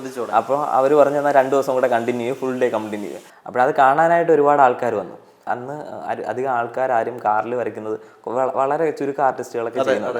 പിന്നെ അത് പബ്ലിക് പ്ലേസിൽ വെച്ച് വരയ്ക്കുന്ന എന്നുള്ളതായിരുന്നു അതിൻ്റെ ഒരു പുതിയൊരു ആശയം. എന്ന് വെച്ചാൽ പബ്ലിക് പ്ലേസ്, മറ്റേതൊക്കെ എന്ന് വെച്ചാൽ ഗ്യാരേജിലോ അല്ലെങ്കിൽ അവരുടെ പ്രൈവറ്റ് സ്പേസിലൊക്കെ വരച്ചിട്ട് കൊണ്ടുപോയി ഡിസ്പ്ലേ ചെയ്യുകയായിരുന്നു ചെയ്യുന്നത്. അപ്പോഴങ്ങനെ സ്റ്റാർട്ട് ചെയ്തത് എനിക്ക് തോന്നുന്നു 2018-19 ആ ഒരു കൊറോണ സമയം, ആ ഒരു സമയം കഴിഞ്ഞ ഒരു സമയം, ആ ഒരു സമയത്തായിരുന്നു. അത് വേൾഡിൽ തന്നെ അധികം ആരും അങ്ങനെ അന്ന് ചെയ്തിട്ടില്ല. ഇപ്പം നോക്കുകയാണെങ്കിൽ ഇപ്പോൾ ഒരുപാട് ആർട്ടിസ്റ്റുകൾ ഇതുപോലെ ലൈവായിട്ട് ചെയ്യുന്നുണ്ട്. അപ്പോൾ അതുപോലെ പുതിയ പുതിയ കാര്യങ്ങൾ എങ്ങനെയെങ്കിലും കൊണ്ടുവരണം. ഇപ്പോൾ ഇത് കണ്ടിട്ട് ഒരുപാട് ആൾക്കാർ ഇൻസ്പയർഡ് ആയിട്ട് അവർ ചെയ്യുന്നുണ്ട്. അപ്പോൾ ഒരു പയ്യൻ, എനിക്ക് തോന്നുന്നു +2 എന്തോ പഠിക്കുന്ന പയ്യൻ, ഞാൻ ഈ 300 ഫേസസ് വരച്ചിരുന്ന സമയത്ത് അതിന് കമൻറ്റ് ചെയ്തു ഐ ക്യാൻ മേക്ക് 600 ഫേസസ്. ഞാൻ പറഞ്ഞു ഇല്ല 600 അല്ല 1000 2000 ഒക്കെ വരയ്ക്കണം, അല്ലാതെ ഇതിൻ്റെ ഡബിൾ തന്നെ വരച്ചിട്ട് കാര്യമില്ല. അപ്പോഴങ്ങനെ അങ്ങനെ പുതിയ ആൾക്കാർ അത് ഇതിൽ നിന്ന് ഇൻസ്പയർഡ് ആയിട്ടാണ് ആ പയ്യൻ അങ്ങനെ പറയുന്നത് എന്നുള്ളത് എനിക്ക് സന്തോഷമാണ്. ഈ 300 ഫേസസ് ഇന്ത്യൻ ബുക്ക് ഓഫ് റെക്കോർഡ്സിൽ ആ ക്രൈറ്റീരിയ എന്തായിരുന്നു? ബുക്ക് ഓഫ് റെക്കോർഡ്സിലേക്ക് അത് ഫസ്റ്റ് ടൈം എന്നുള്ളതായിരുന്നു. എന്ന് വെച്ചാൽ അതിൽ നോക്കുമ്പോഴത്തേക്ക് വേറെ ആരും ടൈം ആണോ അതോ 300 ഫേസസ് ഒരു ക്യാൻവാസിൽ വരുന്നു എന്നുള്ളതായിരുന്നു. എന്ന് വെച്ചാൽ അത് വേറെ ആരും അങ്ങനെ അച്ചീവ് ചെയ്തിട്ടില്ല. അവർ മിക്കവാറും നോക്കുമ്പോഴത്തേക്ക് അങ്ങനെ ഒരു അച്ചീവ്മെന്റ് ഇല്ലല്ലോ. അപ്പൊ അത് തന്നെയായിരിക്കും അല്ല ടൈമിൽ ഡ്രോ ചെയ്തു എന്നുള്ളത്. അപ്പൊ അതാണ് മെയിൻ ആയിട്ടും വന്നത്. പിന്നെ ഉള്ളതെന്ന് വെച്ചാൽ കൂടുതലും വേറൊരു ആർട്ടുകളിലൊക്കെ വന്നിട്ടുള്ളതെന്ന് വെച്ചാൽ അവരുടെ ഇമാജിനേഷൻ എന്നൊക്കെ വരുന്നത് എന്ന് വെച്ചാൽ റിയൽ ആൾക്കാരുടെ ഫേസസ് അല്ലേ. അപ്പൊ അതിൻ്റെ പ്രൂഫും ഉണ്ടല്ലോ, ഓരോ ആൾക്കാർ വന്ന് നിൽക്കുന്നതും അവരുടെ ഫോട്ടോ എടുത്തതും ഇതും. ഈ റെക്കോർഡ്സിലേക്ക് ഏതെങ്കിലും അറിയാത്ത ചാനലിൽ കൂടി സജഷൻ പോകുമായിരുന്നോ അതോ സ്വന്തം നിലയ്ക്ക് ട്രൈ ചെയ്ത്? അതല്ല, ഇത് എനിക്ക് ഇത് ഫ്രണ്ട്സ് ഒക്കെ അവിടെ ഉണ്ടായിരുന്നു. അപ്പോൾ അവർ തന്നെയാണ് ഇതിൽ ഈ പറഞ്ഞ പോലെ അവരുടെ റെപ്രസെൻറ്റേറ്റീവ്സിനെ ഇത് പറഞ്ഞതും കാര്യങ്ങളൊക്കെ. അപ്പോൾ അവർ തന്നെയാണ് ഇത് അയച്ചു കൊടുത്തത്. എൻ്റെ അടുത്ത് പറഞ്ഞ് ഈ കാറിൻ്റെതും ചെയ്തത് അങ്ങനെയായിരുന്നു. ഞാൻ പറഞ്ഞു അതിൻ്റെ ഒന്നും ആവശ്യമില്ല എന്ന് പറഞ്ഞിട്ട് അവർ തന്നെയാണ് ഇത് അയച്ചു കൊടുക്കുകയൊക്കെ ചെയ്തത്. അതിലൊരു വളരെ എന്തുകൊണ്ടായിരിക്കും അതിലൊരു മോഹൻലാലിൻ്റെ ഇപ്പോൾ ഒരു ആക്ടറിൻ്റെ ഫേസ് ഇൻക്ലൂഡ് ചെയ്യാനുള്ള ഒരു കാരണം? അത് ഞാൻ ഇത് സ്റ്റാർട്ട് ചെയ്ത സമയത്തായിരുന്നു ലാൽ സാറിൻ്റെ വീട്ടിൽ ഒരു പെയിൻറ്റിങ്, ഒരു ഗണപതിയുടെ പെയിൻറ്റിങ് വരച്ചു കൊടുത്തു. വീട്ടിൽ വർക്ക് ചെയ്തിരുന്നു? അതെ, അതെന്ന് വെച്ചാൽ പുള്ളി RP ഹൈറ്റ്സ് അവിടെ ദുബായിൽ ലാലേട്ടനായിട്ട് എങ്ങനെയാണ് ഒരു അത് അവിടെ ഒരു കുട്ടു ശിവാനന്ദൻ എന്ന് പറഞ്ഞിട്ടൊരു ഫ്രണ്ട് ഉണ്ട്. പുള്ളിയാണ് ഇപ്പോൾ ഒരു ദുബായിൽ വൈറലായ ഒരു നിവിൻ പോളിയുടെ സോങ് ഇല്ലേ, ഏതായിരുന്നു ഹബീബി ട്രിപ്പ്. അതെ, അതിന്റെ പ്രൊഡക്ഷൻ ഒക്കെ ചെയ്തത് ഈ പുള്ളിയാണ്. അതെല്ലാം മാനേജ് ചെയ്തതൊക്കെ പുള്ളിയാണ്. അത് പുള്ളി ലാലേട്ടനുമായിട്ട് ഭയങ്കര ക്ലോസ് ആണ്. പുള്ളിയാണ് എന്നെ അവിടെ കൊണ്ടുപോയതും അവിടെ നമുക്ക് ഇതിന് വേണ്ടിയിട്ട് ഹെൽപ്പ് ചെയ്തതൊക്കെ. പിന്നെ അവിടെ ചെന്നപ്പോഴത്തേക്ക് ഭയങ്കര ഒരു സന്തോഷം എന്ന് വെച്ചാൽ സാധാരണ ലാലേട്ടനെ കാണാൻ പോകുമ്പോഴത്തേക്ക് 5 മിനിറ്റ് ലിഫ്റ്റിൻ്റെ അടുത്ത് വെച്ചോ അവിടെ എവിടെയെങ്കിലൊക്കെ വെച്ചിട്ട് കണ്ടിട്ട് സെൽഫി എടുക്കാൻ. ഇതൊരു 1/4 മണിക്കൂർ അല്ലെങ്കിൽ 1 മണിക്കൂറിന് അടുപ്പിച്ച് ലാലേട്ടൻ, സുചിത്ര ചേച്ചി, പിന്നെ മായായിരുന്നു, വിസ്മയായിരുന്നു എല്ലാം പിക്ചറൊക്കെ ക്ലിക്ക് ചെയ്തു.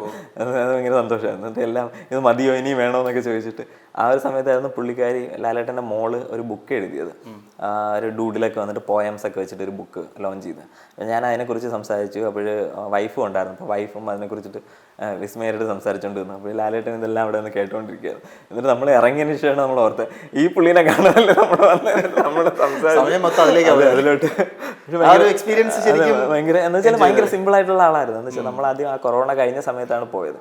അപ്പോൾ അവിടെ ചെല്ലുമ്പോഴത്തേക്ക് എനിക്ക് പേടിയെന്ന് വെച്ചാൽ കൊറോണ ആയതുകൊണ്ട് മറ്റേ മാസ്ക് ഒക്കെ വെച്ചിട്ട് മാത്രമല്ല നമ്മളെ മറ്റേ ടെസ്റ്റിൻ്റെ റിസൾട്ടൊക്കെ കാണിച്ചിട്ട് നമ്മൾ ഈ കോവിഡ് ഇല്ല എന്നൊക്കെ ഉള്ള സർട്ടിഫിക്കറ്റ് കാണിച്ചിട്ട് വേണമായിരുന്നു എല്ലായിടത്തും പോകുന്നത്. അപ്പോൾ ലാലേട്ടൻ പോലുള്ള ഇത്രയും വലിയൊരു ആളിൻ്റെ അടുത്ത് പോകുമ്പോഴത്തേക്കും നമ്മൾ അതൊക്കെ എക്സ്പെക്ട് ചെയ്തു.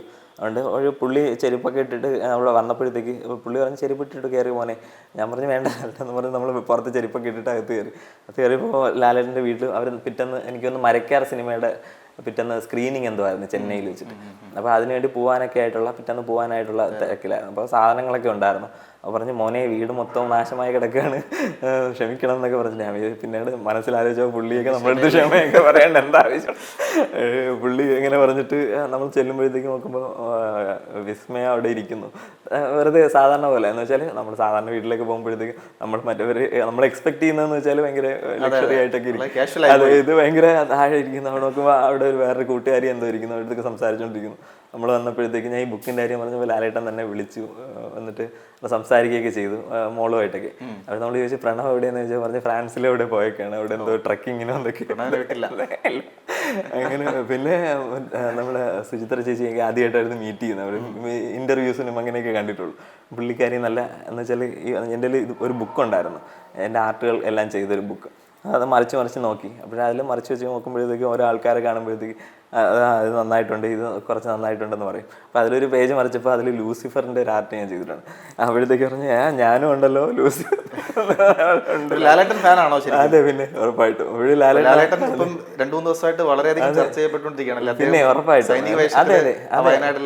വയനാട്ടിൽ പോയതും അത് എന്ന് വെച്ചാൽ നമ്മൾ ഇപ്പോൾ ഞാൻ കണ്ടു ഒരുപാട് സോഷ്യൽ മീഡിയയിലൊക്കെ ഈ നെഗറ്റീവ് പറയാനായിട്ട് തന്നെ ഒരുപാട് ആൾക്കാരുണ്ട്. അതെ, തുടക്കം ലാലേട്ടൻ 25 lakhs CMDRF കോൺട്രിബ്യൂട്ട് ചെയ്തു എന്ന് കേട്ടപ്പം 25 കൊടുത്തുള്ളൂ, ഇങ്ങനെയൊക്കെ ഒരുപാട് കമന്റ്സ് കൊടുത്തോ ഇല്ലെന്നല്ല, ഇത്രേ കൊടുത്തുള്ളൂ, ഇതൊക്കെയാണ് കമന്റ്. അതെ, ഇപ്പൊ എനിക്ക് അതിൽ പറയാനുള്ള കാര്യം എന്ന് വെച്ചാൽ ഇപ്പൊ അതിൽ ലാലേട്ടന്റെ എല്ലാ ഒരുപാട് സ്റ്റേറ്റ്മെന്റ് തന്നെ ഉണ്ടായിരുന്നതെന്ന് വെച്ചാൽ ഒരാൾ ഒരു ഇൻസ്പിറേഷന് വേണ്ടി ചെയ്യുന്ന ഒരു കാര്യമാണ്. എന്ന് വെച്ചാൽ ഇത്ര ആൾക്കാർ ഒന്നും ചെയ്യാതിരിക്കുമ്പോഴത്തേക്ക് അത് പുള്ളി ചെയ്യുന്നില്ലേ. അപ്പോൾ ആ ഒരു ഇൻസ്പിറേഷൻ അതിപ്പോ ലാലേട്ടൻ ചെയ്തത് ഭയങ്കര ഒരു വലിയ കാര്യമാണ്. എന്ന് വെച്ചാൽ പുള്ളി ഇൻസ്പിറേഷൻ മാത്രമല്ല, അവിടെ ഇത്രയും ദുരിതത്തിനിടെ നിൽക്കുന്നവർക്ക് ഒരു പരിചിതമായ ഒരു ഫേസ്, ഇഷ്ടപ്പെടുന്ന ഒരു ഫേസ് വന്ന് ആശ്വസിപ്പിക്കുക വലിയൊരു കാര്യമാണ്. ലാലേട്ടനുമായിട്ട് അതിനുശേഷം അന്നത്തെ ആ ഒരു വീട്ടിലെ ഡ്രോയിങ് എൻഗേജ്മെന്റിന് ശേഷം പിന്നെ എന്തെങ്കിലും ഒരു കണക്ഷൻ ഉണ്ടായി? പിന്നെ കണക്ഷൻ ഉണ്ടായതെന്ന് വെച്ചാൽ മരക്കാർ സിനിമയുടെ പ്രൊമോഷൻ എല്ലാം ചെയ്തത് ഞാനാണ്.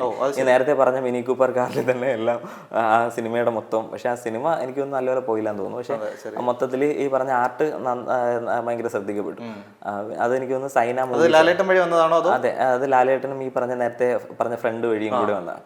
അപ്പോൾ അതിൽ പറഞ്ഞ പോലെ അവരെല്ലാവരും നേരിട്ട് ലാലേട്ടൻ അയച്ചു കൊടുക്കുകയും ലാലേട്ടൻ്റെ മെസ്സേജും അങ്ങനെ നല്ലൊരു ഇൻട്രാക്ഷൻ ആയിരുന്നു ആ ഒരു സമയത്ത്.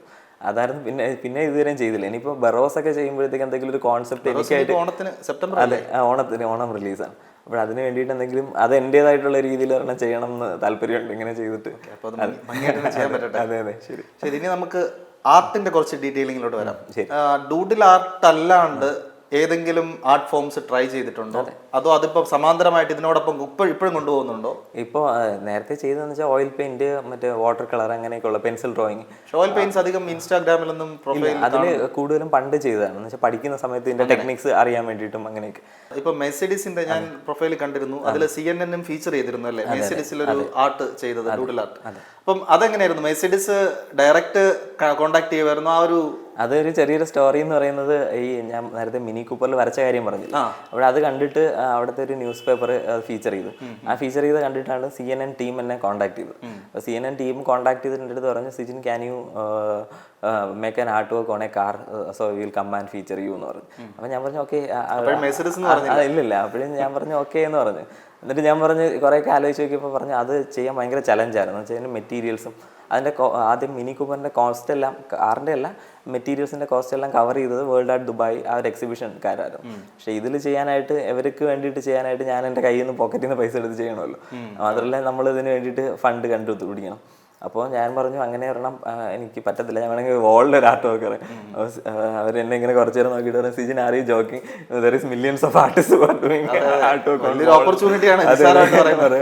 വാളിൽ ചെയ്യാനാണെങ്കിൽ 1000 മില്യൺസ് ഓഫ് ആർട്ടിസ്റ്റുകളുണ്ട്. അപ്പോൾ ഞാൻ പറഞ്ഞു ഓക്കെ, അതുകൊണ്ടാണ് അവർ വന്നതെന്ന് വെച്ചാൽ മനസ്സിലായി. ഞാൻ നമ്മുടെ കമ്പനി ഓണറിനോട് സംസാരിച്ചു. പക്ഷേ അവർ പറഞ്ഞു, ഞാൻ പറഞ്ഞു ഇതുപോലെ മിനി കൂപ്പറിൽ ചെയ്തിട്ടുണ്ട്. അപ്പോൾ അവിടെ ഒരു നമ്മുടെ കമ്പനിയുടെ കോ ബ്രാൻഡാണ് അവിടുത്തെ മെർസിഡീസ്, അവരുടെ ഓണറിൻ്റെ തന്നെയാണ്, അവരാണ് ഡിസ്ട്രിബ്യൂട്ടേഴ്സ്. എന്നിട്ട് ഞാൻ പറഞ്ഞു ഇതുപോലെ ഇങ്ങനെ ഒരു ഓപ്പർച്യൂണിറ്റി വന്നിട്ടുണ്ട്, എനിക്ക് ഒരെണ്ണം കിട്ടുകയാണെങ്കിൽ കാറിനൊന്നും ഡാമേജ് പറ്റില്ല. പക്ഷെ എന്ന് വെച്ചാൽ ഞാൻ ചെയ്തത് ഒരു പീലബിൾ സ്പ്രേ യൂസ് ചെയ്തു. ആ സ്പ്രേ ഒരുപാട് ആൾക്കാർ ചോദിച്ചത് എങ്ങനെയാണ് ചെയ്തത്. എന്നിട്ട് അത് എന്ത് ചെയ്യാമെന്ന് വെച്ചാൽ എക്സിബിഷൻ കഴിഞ്ഞിട്ട് പീൽ ഓഫ് ചെയ്ത് കളയാൻ പറ്റും. അപ്പോഴായിരുന്നു എക്സ്പോ 2020 കിടന്നത്. അപ്പോഴേ എനിക്ക് എപ്പോഴും പുതിയ കോൺസെപ്റ്റ് ക്രിയേറ്റ് ചെയ്യുന്നതിന് ഭയങ്കര ഇഷ്ടമാണ്. അപ്പോൾ കോൺസെപ്റ്റ് ക്രിയേഷനാണ് എനിക്ക് തോന്നുന്നത് എൻ്റെ ഒരു ഭയങ്കര ഹൈലൈറ്റ് എന്ന് തോന്നുന്നു വെച്ചാൽ എനിക്ക് ഭയങ്കര ഈസി ആയിട്ട് വരും. അവിടെ ഈ ഒരു കോൺസെപ്റ്റ് ഞാൻ ഉണ്ടാക്കിയിട്ട് ഞാൻ പറഞ്ഞു നമുക്ക് ഇങ്ങനെ പീലബിൾ പെയിൻറ്റ് യൂസ് ചെയ്തിട്ട് കാർ ഫുള്ള് സ്പ്രേ ചെയ്യാം. അത് കൂടുതലും യൂസ് ചെയ്യുന്നതെന്ന് വെച്ചാൽ ഈ UAE ഡെസേർട്ട് സഫാരിക്കൊക്കെ ആൾക്കാർ പോകും. അപ്പോൾ അവരിത് അടിക്കുന്നതെന്ന് വെച്ചാൽ അവരുടെ ഒറിജിനൽ പെയിൻറ്റിന് ഡാമേജ് പറ്റാതിരിക്കും. അപ്പോൾ അത് ഞാൻ ഫുൾ അടിച്ചു. എന്നിട്ട് അതിൻ്റെ പുറത്തായിരുന്നു മാർക്കറും പെയിൻ്റൊക്കെ വെച്ചിട്ട് അടിച്ചു. എന്നിട്ട് ഈ ഒരു എക്സിബിഷൻ കഴിഞ്ഞ് ഡിസ്പ്ലേയും കഴിഞ്ഞപ്പോൾ അവർ റിമൂവ് ചെയ്യാൻ പറ്റും. ചില ആൾക്കാർക്ക് പെർമനൻ്റ് ആയിട്ട് വേണമെങ്കിൽ പെർമനൻറ്റ് പെയിൻറ്റിങ് ചെയ്യും. പക്ഷെ ഇവിടെ അത് കണ്ടുമ്പോൾ കുറേ ആൾക്കാർ നമ്മുടെ മലയാളികളുണ്ടല്ലോ, എല്ലാം കോമഡി ആയിട്ട് ഓരോ കമൻറ്റുകൾ വരുമല്ലോ. അപ്പോൾ പറയുന്നത് അവിടെ കേരളത്തിലായിരുന്നെങ്കിലും നീയൊക്കെ പണി കിട്ടിയനെ മോനെ എന്നൊക്കെ പറഞ്ഞു. ഇത് എക്സിബിഷനാണ്, അവിടെയും പണി കിട്ടും റോഡിൽ ഇറങ്ങിയിട്ട് പെർമിഷൻ ഇല്ലെങ്കിൽ. അത് കേരളം എന്ന് തന്നെ ഇല്ല, എല്ലായിടത്തും അങ്ങനെ തന്നെയാണ്.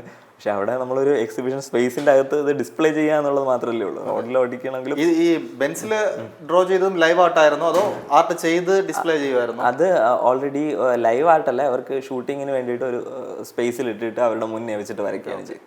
അപ്പോൾ അത് ഫസ്റ്റ് 2 ഡേയ്സിൽ അവർ കുറച്ചായിട്ട് ഷൂട്ട് ചെയ്തു. പിന്നെ ടൈം ലാപ്സ് ഇൻ ബിറ്റ്വീൻ ഒക്കെ എടുത്തു. പിന്നെ ഫൈനൽ ഷോട്ട് ഒക്കെ എടുത്ത് മിക്സ് ചെയ്യാണ് അവർ ചെയ്തത്. വളരെ ഡിഫറെന്റ് ആയിട്ട് എക്സ്പീരിയൻസ്. അതെ. പിന്നെ അത് മാത്രമല്ല, എനിക്ക് വരയ്ക്കുമ്പോഴേക്കൊന്നും പേടിയില്ലായിരുന്നു. പക്ഷെ തീരാറായപ്പോഴത്തേക്ക് ആലോചിച്ചപ്പോഴത്തേക്ക് ഇത് ഏകദേശം 200,000 എന്ന് വെച്ചാൽ ഏകദേശം നമ്മളൊരു 60-70 ലക്ഷം രൂപ വിലയുള്ള കാറല്ലേ, ഇതിലെന്തെങ്കിലും പോറല്ലോ എന്തെങ്കിലും പറ്റിയിരുന്നെങ്കിൽ ഞാനിനി എന്ത് ചെയ്തേനെന്ന് ആലോചിച്ചിട്ടായിരുന്നു. അങ്ങനെ ഒരു പേടി ഉണ്ടായിരുന്നു. പക്ഷെ ആദ്യം അങ്ങനെ പേടിയില്ലായിരുന്നു. വെച്ചാൽ നമ്മൾ ഓൺ ചെയ്ത കാറാകുമ്പോഴത്തേക്കും നമുക്ക് പ്രശ്നമില്ലല്ലോ. ഇത് ഇല്ലില്ല, അങ്ങനെയൊന്നും പറഞ്ഞില്ല. പക്ഷെ ലാസ്റ്റ് ഇളക്കാൻ നേരത്ത് കുറച്ച് ബുദ്ധിമുട്ട് വന്നപ്പോൾ ഞാൻ പേടിച്ചു നന്നായിട്ട്. പക്ഷെ പിന്നെ അത് കുഴപ്പമില്ലാതെ റിമൂവ് ചെയ്തു. ഇത് എങ്ങനെയായിരുന്നു? ഒരു എന്താ വെറുതെ ചെയ്തതായിരുന്നു അതോ റെമ്യൂണറേഷനോടെ തന്നെ ചെയ്തൊരു? അല്ല, അത് ഈ പറഞ്ഞ പോലെ അവർ ഫീച്ചർ ചെയ്യാൻ വേണ്ടിയിട്ടും പിന്നെ അവർക്ക് ഈ പറഞ്ഞ ഇതിന് ശേഷം ഒരുപാട് ഓപ്പർച്യൂണിറ്റീസ് മെർസിഡീസിൽ നിന്നൊക്കെ വന്നിട്ടുണ്ടായിരുന്നു. അപ്പൊ അത് ഈ റോൾസ് റോയ്സിനൊക്കെ ഇന്റേണൽ ആർട്സ്, ഹാൻഡ് ആർട്ട് ചെയ്യാറുണ്ട്. അപ്പൊ അതുപോലെ മെർസിഡീസ് എപ്പോഴെങ്കിലും കസ്റ്റമൈസ് ചെയ്യുന്ന വെർഷനോ വല്ലതും ഇങ്ങനെയുള്ള ആർട്ട് ചെയ്യാൻ സമീപിച്ചിരുന്നു പിന്നീട് ഇവിടെ നമ്മുടെ ഇന്ത്യയിലുള്ള മെർസിഡീസിന്റെ ടീം കോൺടാക്ട് ചെയ്തിരുന്നു. അത് മാത്രമല്ല ഇപ്പൊ റോയൽ എൻഫീൽഡിൻ്റെതും കോൺടാക്ട് ചെയ്തു. അങ്ങനത്തെ ഒരുപാടെണ്ണം. പിന്നെ അത് മാത്രമല്ല ഈ നമ്മുടെ ഈ കാറിൽ ആർട്ട് വർക്ക് ചെയ്തപ്പോഴത്തേക്ക് അവർ ലാസ്റ്റ് ഒരു ക്വസ്റ്റ്യൻ ചോദിച്ചു, വാട്ട്സ് യുവർ ഡ്രീം പ്രോജക്റ്റ് എന്ന് ചോദിച്ചു. ഞാൻ പറഞ്ഞു എനിക്കിനി പറ്റുവാണെങ്കിൽ ഒരു പ്രൈവറ്റ് ജെറ്റിൽ വരയ്ക്കണം എന്ന്. അപ്പോഴത്തേക്ക് അത് നമ്മുടെ ആഗ്രഹമല്ലേ, അതെന്ത് വേണമെങ്കിലും പറയാമല്ലോ. ഇനി ചിലപ്പോൾ കമന്റിൽ ആൾക്കാരൊന്ന് ചോദിക്കും, കമന്റിലൊന്ന് ചോദിക്കും അവനിനി പ്രൈവറ്റ് ജെറ്റിൽ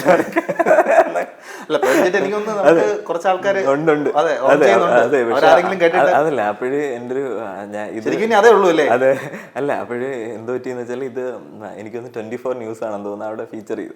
പക്ഷേ അതിനുശേഷം അവിടെ നിന്ന് നമ്മുടെ ഒരു അറിയുന്ന ഒരാൾ, ഒരു ഫ്രണ്ടുണ്ട്. അപ്പം പുള്ളിയുടെ ഫ്രണ്ടാണ് മറ്റേ കല്യാൺ രാമൻ സാർ.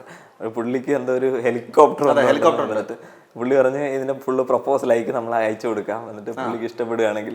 പക്ഷേ ഇതിൽ നമ്മൾ ഈ കാറിലടിക്കുന്നതും വെറുതെ ഡിസ്പ്ലേ ചെയ്യുന്നതും പോലെ അല്ല, അത് ഫ്ലൈയിങ് ആയിട്ടുള്ളൊരു സാധനത്തിൽ ചെയ്യുമ്പോഴത്തേക്ക്. അപ്പോൾ അതിനുള്ള കുറച്ച് സ്റ്റഡീസൊക്കെ ചെയ്തുകൊണ്ടിരിക്കുക. അപ്പോൾ അത് ചെയ്താലേ അതിൽ ചെയ്യാനായിട്ട് ചെയ്യാനായിട്ട് അതെ വിട്ടിട്ടൊന്നുമില്ല. എന്തെങ്കിലും അല്ലെങ്കിൽ എവിടെയെങ്കിലും നിർത്തിയിട്ടേക്ക് നമ്മുടെ മ്യൂസിയത്തിന്റെ അടുത്ത് എവിടെയെങ്കിലും കൊണ്ടുപോയാൽ. ഇപ്പൊ നമ്മൾ സംസാരിച്ച ഒരു 300 ഫേസസ് ആർട്ടിന്റെ ഒരു വിഷയം പറഞ്ഞു. അത് ഓൾറെഡി ഇന്ത്യൻ ബുക്ക് ഓഫ് റെക്കോർഡിൽ ചേർക്കപ്പെട്ട ഒന്നാണ്. ഇത് ഗിന്നസ് ബുക്കിലേക്ക് പോകാനായിട്ടൊരു ശ്രമം നടക്കുന്നുണ്ടെന്ന് ഞാൻ കേട്ടു. അത് എന്തായി അതിന്റെ ഒരു കാര്യവിശേഷം? അതെന്ന് വെച്ചാൽ നമുക്ക് ഇപ്പോൾ ഗിന്നസ് ബുക്കിൽ പോവുകയാണെങ്കിൽ ഒരുപാട് സ്പോൺസേഴ്സും ഒക്കെ ഉണ്ടെങ്കിൽ പെട്ടെന്ന് ഈസി ആയിട്ട് അവർക്ക് ഇപ്പോൾ പേയ്മെന്റ് ഇത്രയൊക്കെ കൊടുത്താൽ പറ്റും. അതിന്റെ മെയിൻ ഇപ്പൊ ഞാൻ സാധാരണ ആർട്ടിസ്റ്റ് പറഞ്ഞുകൊണ്ട് എനിക്ക് അതിന്റെ വലിയ കാര്യധാരണയില്ല, അതുകൊണ്ടാണ് ഞാൻ പേയ്മെന്റ് കൊടുക്കണം അങ്ങോട്ട്. അതെ, ഇതെന്ന് വെച്ചാൽ പേയ്മെന്റ് കൊടുക്കുക എന്ന് വെച്ചാൽ ഇതിന്റെ 2 രീതിയിലുണ്ട്. ഇപ്പോൾ ഫോർ എക്സാമ്പിൾ ഇപ്പോൾ വലിയൊരു ഇവന്റ് നടക്കുകയാണ്. നമ്മുടെ രാജമൗലി സാറ് ഡയറക്റ്റ് ചെയ്ത മറ്റേ ബാഹുബലി 2 എന്തോ നടന്നപ്പോഴത്തേക്ക് വലിയൊരു പോസ്റ്റർ ക്രിയേറ്റ് ചെയ്തു കേരളത്തിൽ. എനിക്കൊന്ന് കൊല്ലത്തോ എവിടെയാണ്. അപ്പോൾ വലിയൊരു പോസ്റ്റർ ക്രിയേറ്റ് ചെയ്ത് അവർ ഡ്രോൺ വെച്ചൊക്കെ ഷൂട്ട് ചെയ്തിട്ട് വലിയ സംഭവം. അവിടെ അതിൽ ഇപ്പോൾ അതിൻ്റെ ഒരു പ്രോസസ്സ് എന്ന് പറയുന്നത് ഫസ്റ്റ് ഗിന്നസ് ബുക്ക് ഓഫ് റെക്കോർഡിൽ ഇതിൻ്റെ അങ്ങനെ ഒരെണ്ണം ഇല്ലെങ്കിൽ പുതുതായിട്ട് ക്രിയേറ്റ് ചെയ്യണം. അപ്പോൾ ക്രിയേറ്റ് ചെയ്യുമ്പോഴത്തേക്ക് $5, ഞാൻ UAE കാര്യം പറയുകയാണെങ്കിൽ $5 അങ്ങനെ കണ്ട് കൊടുത്തിട്ടാണ് ഇത് ക്രിയേറ്റ് ചെയ്യുന്നത്. ക്രിയേറ്റ് ചെയ്തതിന് ശേഷം ഇത് സ്പീഡപ്പ് ആക്കണമെങ്കിൽ അവർക്ക് എന്താണ് 40,000 50,000 $50,000 ദറംസോ അങ്ങനെ എന്തോ കൊടുക്കണം. 50,000 എന്ന് വെച്ചാൽ ചെലവുകളും അവരുടെ PR-ഉം പ്രൊമോഷനും എല്ലാത്തിനും കൂടെ വേണ്ടിയിട്ട്. അപ്പോൾ അങ്ങനെ കൊടുക്കുകയാണെങ്കിൽ അവരെന്ത് ചെയ്യുന്നത് വെച്ചാൽ ഫുൾ ടീമുമായിട്ട് വന്ന് അവർ മെഷർ ചെയ്ത് എല്ലാം ചെയ്തിട്ട് അവർ തന്നെ പെട്ടെന്ന് തന്നെ വിത്തിൻ 1 വീക്കോ അല്ലെങ്കിൽ ഒരു 4-5 ദിവസത്തിനുള്ളിലെല്ലാം നമുക്ക് സെറ്റ് ആവും. പക്ഷെ അല്ലാതെ നമ്മളിപ്പോൾ നോർമലായിട്ട് ഇപ്പോൾ ഒരാൾ ചെയ്യുകയാണെങ്കിൽ അവർക്ക് എന്ത് ചെയ്യണം എന്ന് വെച്ചാൽ ഈ ഒരു ഇനിഷ്യൽ നമ്മളിത് രജിസ്റ്റർ ചെയ്തതിന് ശേഷം പിന്നെ വെയിറ്റ് ചെയ്യണം 3 വീക്സോ അല്ലെങ്കിൽ 1 മന്തോ അങ്ങനെ എന്തോ. അപ്പോഴും നമ്മൾ എന്തെങ്കിലും പ്രശ്നമുണ്ട് അത് വീണ്ടും റൈസ് ചെയ്താൽ വീണ്ടും 1 മന്തോ അല്ലെങ്കിൽ 2 മന്ത്സ് ഒക്കെ എടുക്കാം അവർ വീണ്ടും റിപ്ലൈ ചെയ്യാനായിട്ട്. അങ്ങനെ നീണ്ടു പോകും ഓരോ റിപ്ലൈ. അതെ അത് അപ്പോൾ അങ്ങനെ വരുമ്പോഴത്തേക്ക് നമുക്ക് ഒരുപാട് പറഞ്ഞ റെക്കോർഡായിട്ട് ഇത് കാണിക്കേണ്ട. ഇതിപ്പോൾ നമ്മളിപ്പോൾ നോർമലായിട്ട് ആൾക്കാരുടെ അടുത്ത് എത്തിയാൽ മതി എന്നുണ്ടെങ്കിൽ അത് ഓക്കെ. അത് ആഡ് ചെയ്യാനായിട്ട് സാധ്യത കൂടുതലാണ്. ചിലത് ആരും അങ്ങനെ ചെയ്തിട്ടില്ലല്ലോ. അതുകൊണ്ട് ഇൻസ്റ്റാഗ്രാം പ്രൊഫൈലിൽ ബയോയിൽ ആഡ് ചെയ്തിരിക്കുന്നത് mission to connect people through art. അതെ, അതൊരു വലിയൊരു ആശയമാണ്. മാത്രമല്ല അപാരമായ എഫേർട്ട് വേണ്ടുന്ന ഒരു സംഗതിയാണ്. മറ്റെന്തൊക്കെ കാര്യങ്ങളാണ് ഈ ഒരു മിഷനിലേക്കുള്ള സിജിന്റെ സ്വപ്നമായിട്ട്? നമ്മളിപ്പോ നോക്കുകയാണെങ്കിൽ ഞാനിപ്പോ ഓരോ സമയത്തും ഞാൻ ഓരോ കാലഘട്ടം പറയുന്നതെന്ന് വെച്ചാൽ ആൾക്കാർക്ക് കുറച്ചുകൂടെ ക്ലിയർ ആവാൻ വേണ്ടിയിട്ടാണ്. ഇപ്പോൾ ഒരു 2015 ഒരു സമയത്തൊക്കെ എന്ന് വെച്ചാൽ അവിടെ ആർട്ട് എന്ന് വെച്ചാൽ മെയിനായിട്ടും ഒരു ആർട്ടിസ്റ്റിൻ്റെ വരുമാനം എന്ന് പറയുന്നത് ഒരു വോളിൽ ആർട്ട് വർക്ക് ചെയ്യുക, എന്നിട്ട് അത് വാങ്ങുക. അപ്പോഴാണ് അതിൻ്റെ പേയ്മെൻറ്റ് എന്തെങ്കിലും കിട്ടുമ്പോൾ ആർട്ടിസ്റ്റിന് പൈസ കിട്ടുക. അല്ലെങ്കിൽ എവിടെയെങ്കിലും അവർക്ക് ഒരു പെയിൻറ്റിങ് വേണമെങ്കിൽ വരച്ചു കൊടുക്കുക, എന്നിട്ട് അവർക്ക് പേയ്മെൻറ്റ് കിട്ടും. പക്ഷേ ഇതങ്ങനെ അല്ലാതെ നമ്മളിപ്പോൾ ഒരു ക്ലോത്ത് ആയിട്ടോ അല്ലെങ്കിൽ ഒരു ഷൂവിൽ ആർട്ട് വർക്ക് ചെയ്തിട്ടാണെങ്കിലോ അങ്ങനെയൊക്കെ വിൽക്കുക എന്നുള്ളത് ഇപ്പോൾ നമുക്കൊരു വലിയൊരു പെയിൻറ്റിങ് ചിലപ്പോൾ വാങ്ങണമെങ്കിൽ ഒരു 20,000 അല്ലെങ്കിൽ 30,000 രൂപ വലിയൊരു പെയിൻറ്റിങ്ങിന് ആവുമെന്ന് വിചാരിക്കുക. അപ്പോൾ അത് ആവാനായിട്ട് എല്ലാവർക്കും വാങ്ങാൻ പറ്റണമെന്നില്ല 30,000 രൂപയുടെ ഒരു പെയിൻറ്റിങ്. പക്ഷേ ഇത് ഒരു 300 രൂപയുടെ ടീഷർട്ടിൽ പ്രിൻറ്റ് ചെയ്താൽ ചിലപ്പോൾ ആൾക്ക് വാങ്ങാൻ പറ്റും. അങ്ങനത്തെ ഒരു 300 ടീഷർട്ട് 300 അല്ലെങ്കിൽ ഒരു 1000 ടീഷർട്ട് നമുക്ക് പ്രിൻറ്റ് ചെയ്താൽ നമുക്ക് ആൾക്കാർക്ക് വിൽക്കാൻ പറ്റും. അങ്ങനെ വിറ്റാലും ഓൾമോസ്റ്റ് ആ പൈസ ആർട്ടിസ്റ്റിന് കിട്ടും. അപ്പോൾ ജീവിച്ചിരിക്കുന്ന ആർട്ടിസ്റ്റുകൾക്കാണ് കാശിൻ്റെ ആവശ്യം. അല്ലാതെ ഇപ്പോൾ നമ്മൾ നോക്കുകയാണെങ്കിൽ ഇപ്പോൾ പിക്കാസോയുടെയും ഡാവിഞ്ചിയുടെയൊക്കെ പെയിൻറ്റിങ്സ് ഇപ്പം മില്യൺസും അല്ലെങ്കിൽ ബില്യൺസിനൊക്കെ ആയിരിക്കും അവർ ഇതുപോലെ സെല്ല് ചെയ്യാനും അല്ലെങ്കിൽ ഓൺ ചെയ്തൊക്കെ വെച്ചേക്കും. അപ്പോൾ അത് അവർക്കിപ്പോൾ എന്താണ് ആവശ്യം? അവരിപ്പം ഓൾറെഡി മരിച്ചുപോയി, അവർക്ക് ചിലപ്പോൾ ആ ഒരു ആർട്ട് വിൽക്കുന്നത് ഈ മ്യൂസിയം ആൾക്കാരൊക്കെ ആയിരിക്കും. അപ്പോൾ ജീവിച്ചിരിക്കുന്ന ഒരുപാട് കഷ്ടപ്പെടുന്ന ആർട്ടിസ്റ്റുകളുണ്ട്. എന്നുവെച്ചാൽ ഞാനിപ്പോൾ എനിക്ക് ഏറ്റവും ഇൻസ്പിറേഷൻ എന്ന് പറഞ്ഞാൽ എപ്പോഴും പറയുന്ന ഒരു നമ്മളിപ്പോൾ ആറ്റിങ്ങിലും അവിടെ ഒക്കെ റോഡ് സൈഡിൽ നിന്ന് വരയ്ക്കുന്ന ഒരു ചേട്ടനുണ്ട്, ബസ് സ്റ്റാൻഡിൻ്റെ അടുത്തൊക്കെ ചോക്കൊക്കെ വെച്ച്. അതെ. അപ്പോൾ ആ ചേട്ടന് 5 രൂപ 10 രൂപയൊക്കെ ആരെങ്കിലും ബസ്സിൽ നിന്നൊക്കെ എറിഞ്ഞു കൊടുക്കുകയോ അല്ലെങ്കിൽ അവിടെ നിന്നൊക്കെ കൊടുക്കുകയൊക്കെ ചെയ്യുന്നതൊക്കെ വെച്ചിട്ടാണ് പുള്ളി ജീവിക്കുന്നത്.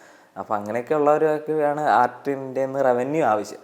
അപ്പോൾ അതുകൊണ്ട് അത് എങ്ങനെയൊക്കെ നമുക്കൊരു എന്താണ് റവന്യൂ ജനറേറ്റിംഗ് മോഡലാക്കാം എന്നുള്ളതിൻ്റെ ചിന്തയാണ്.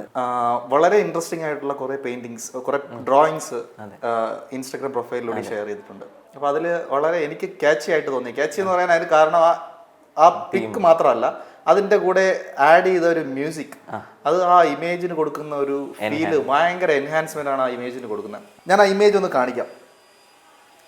ഇതാണ് ആ ഇമേജ്. ഓക്കെ, എനിക്ക് തോന്നുന്നു ആ ഇമേജ് ക്യാമറയിൽ കൂടി ഞാനൊന്ന് വേണമെങ്കിൽ ഇമേജ് കാണിക്കാം. അത് ഈ ഇമേജ് അല്ലേ? ഇതാ സെയിം ഈ സെയിം ഇമേജ് ആണ്. അതെ. ഇതെന്ന് വെച്ചാല് ഞാൻ പറഞ്ഞില്ലേ, ഞാൻ ചേട്ടന്റെ കാര്യം പറഞ്ഞില്ലായിരുന്നു. അപ്പോൾ ചേട്ടൻ ശ്രീചിത്ര ഹോസ്പിറ്റലിലായിരുന്നു വർക്ക് ചെയ്തിരുന്നത്. അപ്പോൾ ചേട്ടൻ ഒരു ആക്സിഡന്റ് പറ്റി ചേട്ടൻ മരിക്കുന്നതെന്ന് പറയുന്നത് 2007 ഇന്ത്യ വേൾഡ് കപ്പ് ഒക്കെ ആക്സിഡന്റ് ഇല്ല. അപ്പോൾ ചേട്ടനായിരുന്നു എന്നെ മറ്റേ കൂടുതലും ഒരു മെന്റർ എന്നുള്ള രീതിയിൽ ആർട്ടിലോട്ട് വരാനും ഇതിനൊക്കെ ഹെൽപ്പ് ചെയ്തു.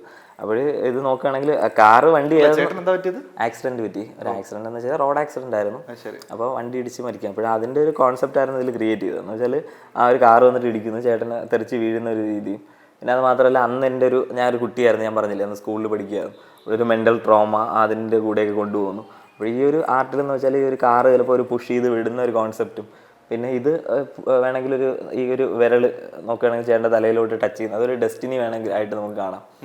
പിന്നെ ഈ ഒരു മരണം ആഡ് ചെയ്തു. അപ്പോൾ പിന്നെ അത് മാത്രമല്ല, ഈ ഒരു കാക്ക എന്ന് പറയുന്നതാണെങ്കിൽ നമുക്കൊരു ഇപ്പോൾ കർക്കിടക വാവൊക്കെ കഴിഞ്ഞപ്പോഴത്തേക്ക് നമ്മൾ ബലിയിടുമ്പോഴത്തേക്ക് കാക്ക ഒന്ന് കഴിക്കുകയൊക്കെ ചെയ്യുന്നു. അതൊക്കെ എന്ന് വെച്ചാൽ ഇന്ത്യൻ ഒരു കൾച്ചറിൻ്റെയും അല്ലെങ്കിൽ ആ ഒരു നമ്മളൊരു കൾച്ചറും അതൊക്കെ മിക്സ് ചെയ്തിട്ട് ചെയ്തതാണ്. അങ്ങനെ ഇതെല്ലാം കൂടി ആ ഒരു ബ്ലാക്ക് ഷെയ്ഡും അതൊക്കെ എന്ന് വെച്ചാൽ അതൊരു ഈ ഒരു ഉറുമ്പ് അതെന്ന് വെച്ചാൽ നമ്മുടെ ഒരു തലയിലൊരു പെയിൻ പോലെ ആ ഒരു കടിക്കുന്ന ആ ഒരു രീതിയിൽ വരുന്ന രീതിയിലും. പിന്നെ നോക്കുകയാണെങ്കിൽ അവിടെ ഒരു തെങ്ങ് ചേട്ടൻ്റെ അവിടെ അടക്കിയെടുത്ത് നട്ടിട്ടുണ്ട്. അപ്പോൾ അതെല്ലാം കൂടി കണക്ട് ആയിട്ട് ഇതിലോട്ട് വരുന്നു എന്നുള്ളതാണ് ആ ഒരു കോൺസെപ്റ്റിൽ. അപ്പോഴത് ഈ ബുക്കിൽ തന്നെ ഓരോ സ്റ്റോറീസും വരുന്നത് അതെ സിജിൻ അറിയുന്ന പോലെ വേറെ. അതെ, പക്ഷെ ഇത് ബുക്ക് വായിക്കുമ്പോഴത്തേക്ക് ആൾക്കാർക്ക് മനസ്സിലാവും ആ ഒരു കഥയിൽ സ്റ്റോറിയിൽ. അത് മാത്രമല്ല ഇതിൽ വേറൊരു സ്റ്റോറി. അതെ, അപ്പൊ അതും കൂടി ഇതിന്റെ ചേർത്ത് സിജിൻ ഒന്ന് പറഞ്ഞോളൂ. ഇപ്പം സിജിൻ ഒരു ബുക്ക് പബ്ലിഷ് ചെയ്യാൻ പ്ലാൻ ഉണ്ടല്ലേ? അതിന്റെ കവർ പേജ് ആണ് ശരിക്കും ഇപ്പൊ കാണിച്ചേക്കുന്നത്. അതെ, ഇത് അതിന്റെ ബാക്ക് പേജ് ആണ്. അപ്പോൾ ഇതിന്റെ ഫസ്റ്റ് പേജ് എന്ന് പറയുന്നത് ഇതിന്റെ കവർ പേജ് ഇതാണ്. അപ്പോൾ ഡൂഡിലിംഗ് ഡ്രീംസ് എന്നാണ് അതിൻ്റെ പേര്. ഡൂഡിലിംഗ് ഡ്രീംസ് എന്ന് ഇടാൻ കാര്യം എന്ന് വെച്ചാൽ എനിക്ക് ഫസ്റ്റായിട്ട് ആദ്യമായിട്ടൊരു ഇംഗ്ലീഷ് ഇന്റർവ്യൂ വന്നത് ഡെക്കാൻ ക്രോണിക് ന്യൂസ് പേപ്പറിലാണ്. അപ്പോൾ അതിൻ്റെ ടൈറ്റിലായിരുന്നു ഡൂഡിലിംഗ് ഡ്രീംസ്. അപ്പോഴാണ് എനിക്ക് അത് ഭയങ്കര ഇഷ്ടമുള്ളൊരു ടൈറ്റിലാണ്. ക്യാച്ചി മാത്രമല്ല, നമ്മളൊരു ഡ്രീം ആയിരുന്നല്ലോ ഡൂഡിൽ എന്ന് പറഞ്ഞത്. അപ്പോൾ അതിൻ്റെ ഒരു ഡ്രീമിൻ്റെ ഒരു സംഭവമാണ്. അപ്പോൾ അത് ചെയ്യാന്നുള്ളതായിരുന്നു ഒരു ബുക്കിൻ്റെ ഒരു അതിലൊരു 12 ചാപ്റ്റേഴ്സ് വെച്ചിട്ടാണ് ചെയ്യുന്നത്. അപ്പോൾ അത് ലൈഫ് സ്റ്റോറിയും എല്ലാം കൂടെ വെച്ചിട്ടാണ്. അപ്പോൾ അതിൽ ഓരോ ചാപ്റ്ററിലും ഈ പറഞ്ഞ നേരത്തെ ഞാൻ പറഞ്ഞില്ലേ ആ ഒരു റൂമിൽ തീ പിടിച്ച് അത് പോയതും അങ്ങനത്തെ ഓരോ കുട്ടിക്കാലത്ത് വരുന്ന നമുക്ക് ഉള്ള ഓരോ ചലഞ്ചസും ഈ പറഞ്ഞ അതെ 12 ചാപ്റ്റേഴ്സ്. എനിക്കൊന്ന് വളരെ പുതിയൊരു കോൺസെപ്റ്റ് ആണ് ശരിക്കും ആത്മകഥ ചിത്രങ്ങളിലൂടെ. അത് മാത്രമല്ല, ഇതിൽ ഞാൻ കൊണ്ടുവരാൻ ഉദ്ദേശിക്കുന്നതെന്ന് വെച്ചാൽ ഒക്യുമെന്റൽ റിയാലിറ്റി ആയിട്ട് നമ്മൾ മൊബൈലിൽ സ്കാൻ ചെയ്താലേ ഇത് വിത്ത് മ്യൂസിക്, നേരത്തെ പറഞ്ഞില്ലേ മ്യൂസിക് ആനിമേഷനും കൂടെ ആഡ് ചെയ്തിട്ടുള്ളൊരു എക്സ്പീരിയൻസ് അവർക്ക് കാണാൻ പറ്റും ഓരോ ചാപ്റ്റേഴ്സിൽ. അപ്പോൾ അതും കൂടെ വരുമ്പോഴത്തേക്ക് ആൾക്കാർക്ക് വായനക്കാർക്ക് പുതിയൊരു എക്സ്പീരിയൻസ് ആയിരിക്കും. പിന്നെ എനിക്ക് ഇല്ല. അത് മാത്രമല്ല, ഇത് എനിക്ക് വേറൊരു കാര്യം എന്ന് വെച്ചാൽ നമ്മുടെ മാഷിനെ കുറിച്ച് പറയുകയാണെങ്കിൽ പുള്ളിക്ക് ഇപ്പോഴും ഒരു പ്രൊഫൈലോ അല്ലെങ്കിൽ പുള്ളി അധികം വരയ്ക്കുന്നിട്ട് ആൾക്കാർ അറിയുന്നുള്ളതെന്നുള്ള താല്പര്യമൊന്നുമില്ല. അതുകൊണ്ട് അത് അറിഞ്ഞാൽ മാത്രമേ നമുക്ക് അത് വെച്ചിട്ട് ഒരു വർക്ക് കിട്ടുള്ളൂ. ഇപ്പോൾ ഞാൻ ഒരു പെയിൻറ്റിങ് അല്ലെങ്കിൽ എന്നെ ചിലപ്പോൾ നിങ്ങൾ ഫീച്ചർ ചെയ്യുമ്പോൾ വേറൊരാൾ കണ്ടിട്ടായിരിക്കും ഇങ്ങനെ ഒരു ആർട്ടിസ്റ്റ് ഉണ്ട് എന്ന് പറഞ്ഞിട്ട് എനിക്കൊരു വർക്ക് തരുന്ന ആൾക്കാർ. അപ്പോൾ അതേപോലെ നമ്മളെക്കുറിച്ച് എങ്ങനെയെങ്കിലും മാർക്കറ്റ് ചെയ്യണം. സിജിൻ്റെ സിജിൻ സ്വാഭാവികമായും ഗ്രോ ചെയ്തുകൊണ്ടിരിക്കുകയാണ്, കൂടുതൽ ആൾക്കാർ അറിയപ്പെട്ടുകൊണ്ടിരിക്കുന്നു. ഇതുകൊണ്ടൊക്കെ സിജിന് എന്തെങ്കിലും നിലയ്ക്ക് ശത്രുക്കൾ ഉണ്ടാവാറുണ്ടോ കലാകാരന്മാർക്ക്? ശത്രുക്കൾ എന്ന് പറയുമ്പോൾ സിജിനെ കോമ്പീറ്റ് ചെയ്ത് തോപ്പിക്കണം എന്ന് ആഗ്രഹിക്കുന്ന ആൾക്കാർ ഇന്റൻഷനലി ചെയ്യുന്ന എന്തെങ്കിലും അങ്ങനെയൊക്കെ ഉണ്ടാവാറുണ്ടായിരിക്കും. പക്ഷെ അതിലൊന്നും വലിയ അല്ല, എന്തെങ്കിലും അങ്ങനെ ബാധിച്ചിട്ടുണ്ട് എപ്പോഴെങ്കിലും? അവസരങ്ങൾ നഷ്ടപ്പെടുത്തുന്നതല്ല, ഈ പറഞ്ഞ പോലെ അവര് അത് എനിക്ക് തോന്നുന്നു ഈ റേസിസം അങ്ങനെയൊക്കെ ആയിട്ട് കണക്ട് ചെയ്ത് വേണമെങ്കിൽ പറയാം. ഇപ്പൊ നമ്മളിപ്പോ അവിടെ ഒരു ഗ്ലോബൽ പ്ലാറ്റ്ഫോമിൽ നിൽക്കുമ്പോഴത്തേക്ക് ഒരു ബ്രൗൺ സ്കിൻ ആളെന്നുള്ള രീതിയിലും പിന്നെ ഒരുപാട് അത് അവരെ നോക്കുമ്പോഴത്തേക്ക് അവർ ചിലപ്പോൾ ഒരു ബ്രിട്ടീഷ് ആളിനോ അല്ലെങ്കിൽ വേറെ യൂറോപ്യൻ ആളിനൊക്കെ ആയിരിക്കും പ്രോജക്റ്റ് കൊടുക്കുന്നത്. അപ്പൊ അങ്ങനത്തെ ഒരുപാട് ഉണ്ടായിട്ടുണ്ട്. അപ്പൊ അത് നമുക്ക് ചിലപ്പോൾ സ്കില്ല് നമ്മുടെ കോൺസെപ്റ്റ് ബെറ്റർ ആയിരിക്കും, ചിലപ്പോൾ നമ്മുടെ കോൺസെപ്റ്റിൽ നിന്ന് സ്റ്റീൽ ചെയ്തിട്ട് അവരിലോട്ട് എടുത്തിട്ട് അവരെ കൊണ്ട് ചെയ്യിപ്പിക്കും. അങ്ങനെയൊക്കെ ഉണ്ടായിട്ടുണ്ട്. റേസിസം ഒരു പല രാജ്യങ്ങളിലും ഇപ്പം ഇടയ്ക്ക് ഉള്ളതിനേക്കാൾ കൂടുതലായിട്ട് വേറൊരു കാര്യം എന്ന് വെച്ചാൽ വലിയൊരു ബ്രാൻഡാണ് അവര് പറയുന്നത്, സിജിൻ കോൺസെപ്റ്റ് എല്ലാം വരച്ചോ, പക്ഷെ ഇത് വരയ്ക്കുന്നതിന്റെ കൈയും അതൊക്കെ വേറൊരാളിനെ കൊണ്ട് വരപ്പിച്ചോട്ടെ. ഞാൻ പറഞ്ഞു അത് എന്റെ യൂസ് ചെയ്യണമെങ്കിൽ ചെയ്തത്, അങ്ങനെ പറഞ്ഞു. പൈസ അവര് പറഞ്ഞു പേയ്മെന്റ് വേണമെങ്കിൽ എത്ര വേണമെങ്കിലും തരാം. അതെ അതെ അപ്പൊ അങ്ങനെയൊക്കെ ഉണ്ട്. അത് എല്ലാം അത് പറഞ്ഞ പോലെ അത് ഗ്ലോബലി തന്നെ ഒരു രാഷ്ട്രീയത്തിന്റെ ഒരു വളരെ കോംപ്ലിക്കേറ്റഡ് ആണ്. അതെ, അത് മാത്രമല്ല ഇത് കുട്ടികളിൽ തന്നെ ഇപ്പൊ ഈ ബുക്കിൽ നമ്മൾ മറ്റേ അഗ്ലി അതൊന്നില്ലേ, ബ്യൂട്ടിഫുൾ അഗ്ലി എന്ന് പറഞ്ഞിട്ട് കാണിക്കുന്ന ഒരു കറുത്തൊരു അതെ അതെ അതൊക്കെ വലിയൊരു നമ്മുടെ നാട്ടിലുണ്ട് ഈ പറഞ്ഞ പോലെ സ്കൂളിൽ തന്നെ ബുള്ളിങ്ങും അതൊക്കെ. ഇപ്പം എൻ്റെ മോള് ഇപ്പം കുറച്ച് നിറം കുറവാണ്, അപ്പോൾ അവിടെ ചെല്ലുമ്പോഴത്തേക്ക് കൊച്ചു കുട്ടികളിൽ വരെ തന്നെ ആ ഒരു ഇത് അവള് തന്നെ പരാതി പറയാം. നമ്മുടെ നാട്ടിൽ തന്നെ നിറം കുറഞ്ഞ പെൺകുട്ടികൾക്ക് കോംപ്ലക്സ് ഉണ്ടാവുന്നത് എനിക്ക് സൗന്ദര്യം കുറവാണ്, നിറമാണ് സൗന്ദര്യത്തിന്റെ അടിസ്ഥാനം. അതെ, ഒരു അറിഞ്ഞോ അറിയാതെ നമ്മുടെ പരസ്യങ്ങളൊക്കെ പ്രൊമോട്ട് ചെയ്യുന്നു. അത് തന്നെ ഇപ്പൊ നോക്കുകയാണെങ്കിൽ ഞാൻ ഈ പെർഫ്യൂമിന്റെ ബ്രാൻഡിന്റെ കാര്യം പറഞ്ഞില്ലേ, ഇപ്പം പ്രൊഫൈൽ എടുത്ത് നോക്കുകയാണെങ്കിൽ ഞാൻ ഫുള്ള് ഡാർക്ക് സ്കിൻ വെച്ചിട്ടാണ് അത് കുറച്ച് ഫോട്ടോ ഷൂട്ടും അല്ലെങ്കിൽ കുറച്ച് ഇതൊക്കെ പോസ്റ്റേഴ്സ് ഒക്കെ ക്രിയേറ്റ് ചെയ്ത് അത് നോക്കിയാൽ കാണാൻ പറ്റും. അപ്പൊ അത് ഞാൻ ഇന്റൻഷനലി ഈ ഒരു ഇതിനെ പ്രൊമോട്ട് ചെയ്യാൻ വേണ്ടിയിട്ട് ആ ഒരു ഡാർക്ക് സ്കിൻ വെച്ചിട്ടുള്ള അത് പറഞ്ഞപ്പോഴാണ് ഇപ്പം നടന്നത്. നമ്മളിപ്പം ഇത് ഈ ഡിസ്കഷൻ സ്റ്റാർട്ട് ചെയ്യുന്നതിന് മുന്നേ ഒരു ലൈറ്റ് കളർ ഇല്ലാന്ന് പറഞ്ഞു, അത് സ്വന്തം ജീവിതത്തിലും അതെ അതെ അതെ എല്ലാവർക്കും ഈ പറഞ്ഞ പോലെ ഏതോ ഒരു ഇന്റർവ്യൂവിൽ ഞാനൊരു മുരളി ഗോപിച്ചേട്ടനാണെന്ന് പുള്ളി പറഞ്ഞു എല്ലാവർക്കും ഒരു ഗ്രേ ഷെയ്ഡ് ഉണ്ട്, ഒരു ഗ്രേ പേഴ്സണാലിറ്റി. അത് അല്ലാന്നത്ര ഒരു പറഞ്ഞാൽ അതുണ്ട്. അത് ഒരു ബ്ലാക്ക് ഇതെന്ന് പറയുന്നത് ലൈറ്റ് കളർ ഡ്രസ്സസ് ഒന്നും അധികം ലൈറ്റ് കളർ ഈ റീസെന്റ് ആണ് കുറച്ച് ഷർട്ട് വൈഫ് എടുത്തിട്ട് ഇതൊക്കെ ഇടണമെന്ന് പറഞ്ഞിട്ട് അല്ലെങ്കിൽ അത് ശരിയാണ്, അല്ലെങ്കിൽ ഒരു തീമിൽ അങ്ങ് ഫിക്സ് ആയി പോകും. അതെ, അല്ലാതെ എടുക്കാറൊക്കെ അല്ലാതെ ബ്ലാക്ക് ആൻഡ് വൈറ്റ് തന്നെയാണ് കൂടുതലും. അത് മാത്രമല്ല അത് വെക്കുമ്പോഴത്തേക്കാണ് കൂടുതൽ ഐഡന്റിഫൈ ചെയ്യുന്നത് ആൾക്കാർ, ഇത് സിജിനാണെന്ന് പറഞ്ഞിട്ട് മറ്റൊന്ന് വെച്ചാൽ സ്റ്റൈലിംഗിലും ശ്രദ്ധ കൊടുക്കാറുണ്ടെന്ന് തോന്നുന്നു. കാരണം ഇമേജസിലൊക്കെ അത്യാവശ്യം അത് ഫാഷൻ വെച്ചാൽ ഈ പറഞ്ഞ പോലെ ആർട്ട് ഫാഷനും കൂടി മിക്സ് ചെയ്തിട്ട് ചെയ്യാന്നുള്ളതും എനിക്ക് ഭയങ്കര ഒരു ആഗ്രഹമാണ്. ഒരു നമ്മളെ ആർട്ട് കളക്ഷൻ തന്നെ അതിനായിട്ട് കുറച്ച് ഫാഷൻ ഡിസൈനിങ് ഒക്കെ ചെയ്യുന്ന നമ്മുടെ ഓഫീസിൽ തന്നെ വർക്ക് ചെയ്യുന്ന ഒരാളുണ്ട്, പ്രവീൺ ഗോപിനാഥ് എന്ന് പറഞ്ഞിട്ട്. പുള്ളി ജയ്ഹോ എന്ന് പറഞ്ഞിട്ട് റഹ്മാൻ സാർ കമ്പോസ് ചെയ്ത മറ്റേ ഓസ്കാർ ഒക്കെ കിട്ടിയ, അപ്പൊ അതില് ഓസ്കാർ അവാർഡ് വിൻ ചെയ്തതിന് ശേഷം പുള്ളി ഒരു ഇന്റർനാഷണൽ ടൂറോ ഇന്ത്യൻ ടൂറോ എന്തോ നടത്തി, ജയ്ഹോ എന്ന് പറഞ്ഞിട്ട്. അപ്പോൾ അതിന് വേണ്ടിയിട്ട് മെർച്ചൻഡൈസ് എല്ലാം ക്രിയേറ്റ് ചെയ്ത് പ്രവീണാണ്. പ്രവീൺ പുള്ളി ഭയങ്കര ഫാഷൻ സ്റ്റൈലിസ്റ്റും ഫാഷൻ ഡിസൈനറുമാണ്. പുള്ളി UAE വർക്ക് ചെയ്യുന്നത്. അപ്പോൾ പുള്ളി ഒരുപാട് എനിക്ക് ടിപ്സും ഇതൊക്കെ തരാറുണ്ട്, ഇതിങ്ങനെയൊക്കെ ചെയ്യണം, ഇതൊക്കെയാണ് ട്രെൻഡ്. അപ്പോൾ പുള്ളിയൊക്കെ ചെയ്യുന്ന ഫാഷൻസ് എന്ന് വെച്ചാൽ ഇപ്പം ചെയ്യുന്നത് അവർ ഒരു വർഷം കഴിഞ്ഞിട്ട് ലോഞ്ച് ചെയ്യേണ്ടതായിരിക്കും. പക്ഷെ അപ്പോഴും നമ്മൾ തിങ്ക് ചെയ്യാനുള്ളതെന്ന് വെച്ചാൽ ആ ഒരു സമയത്ത് ഇത് ഔട്ട്ഡേറ്റഡ് ആയി പോകാനും പാടില്ല.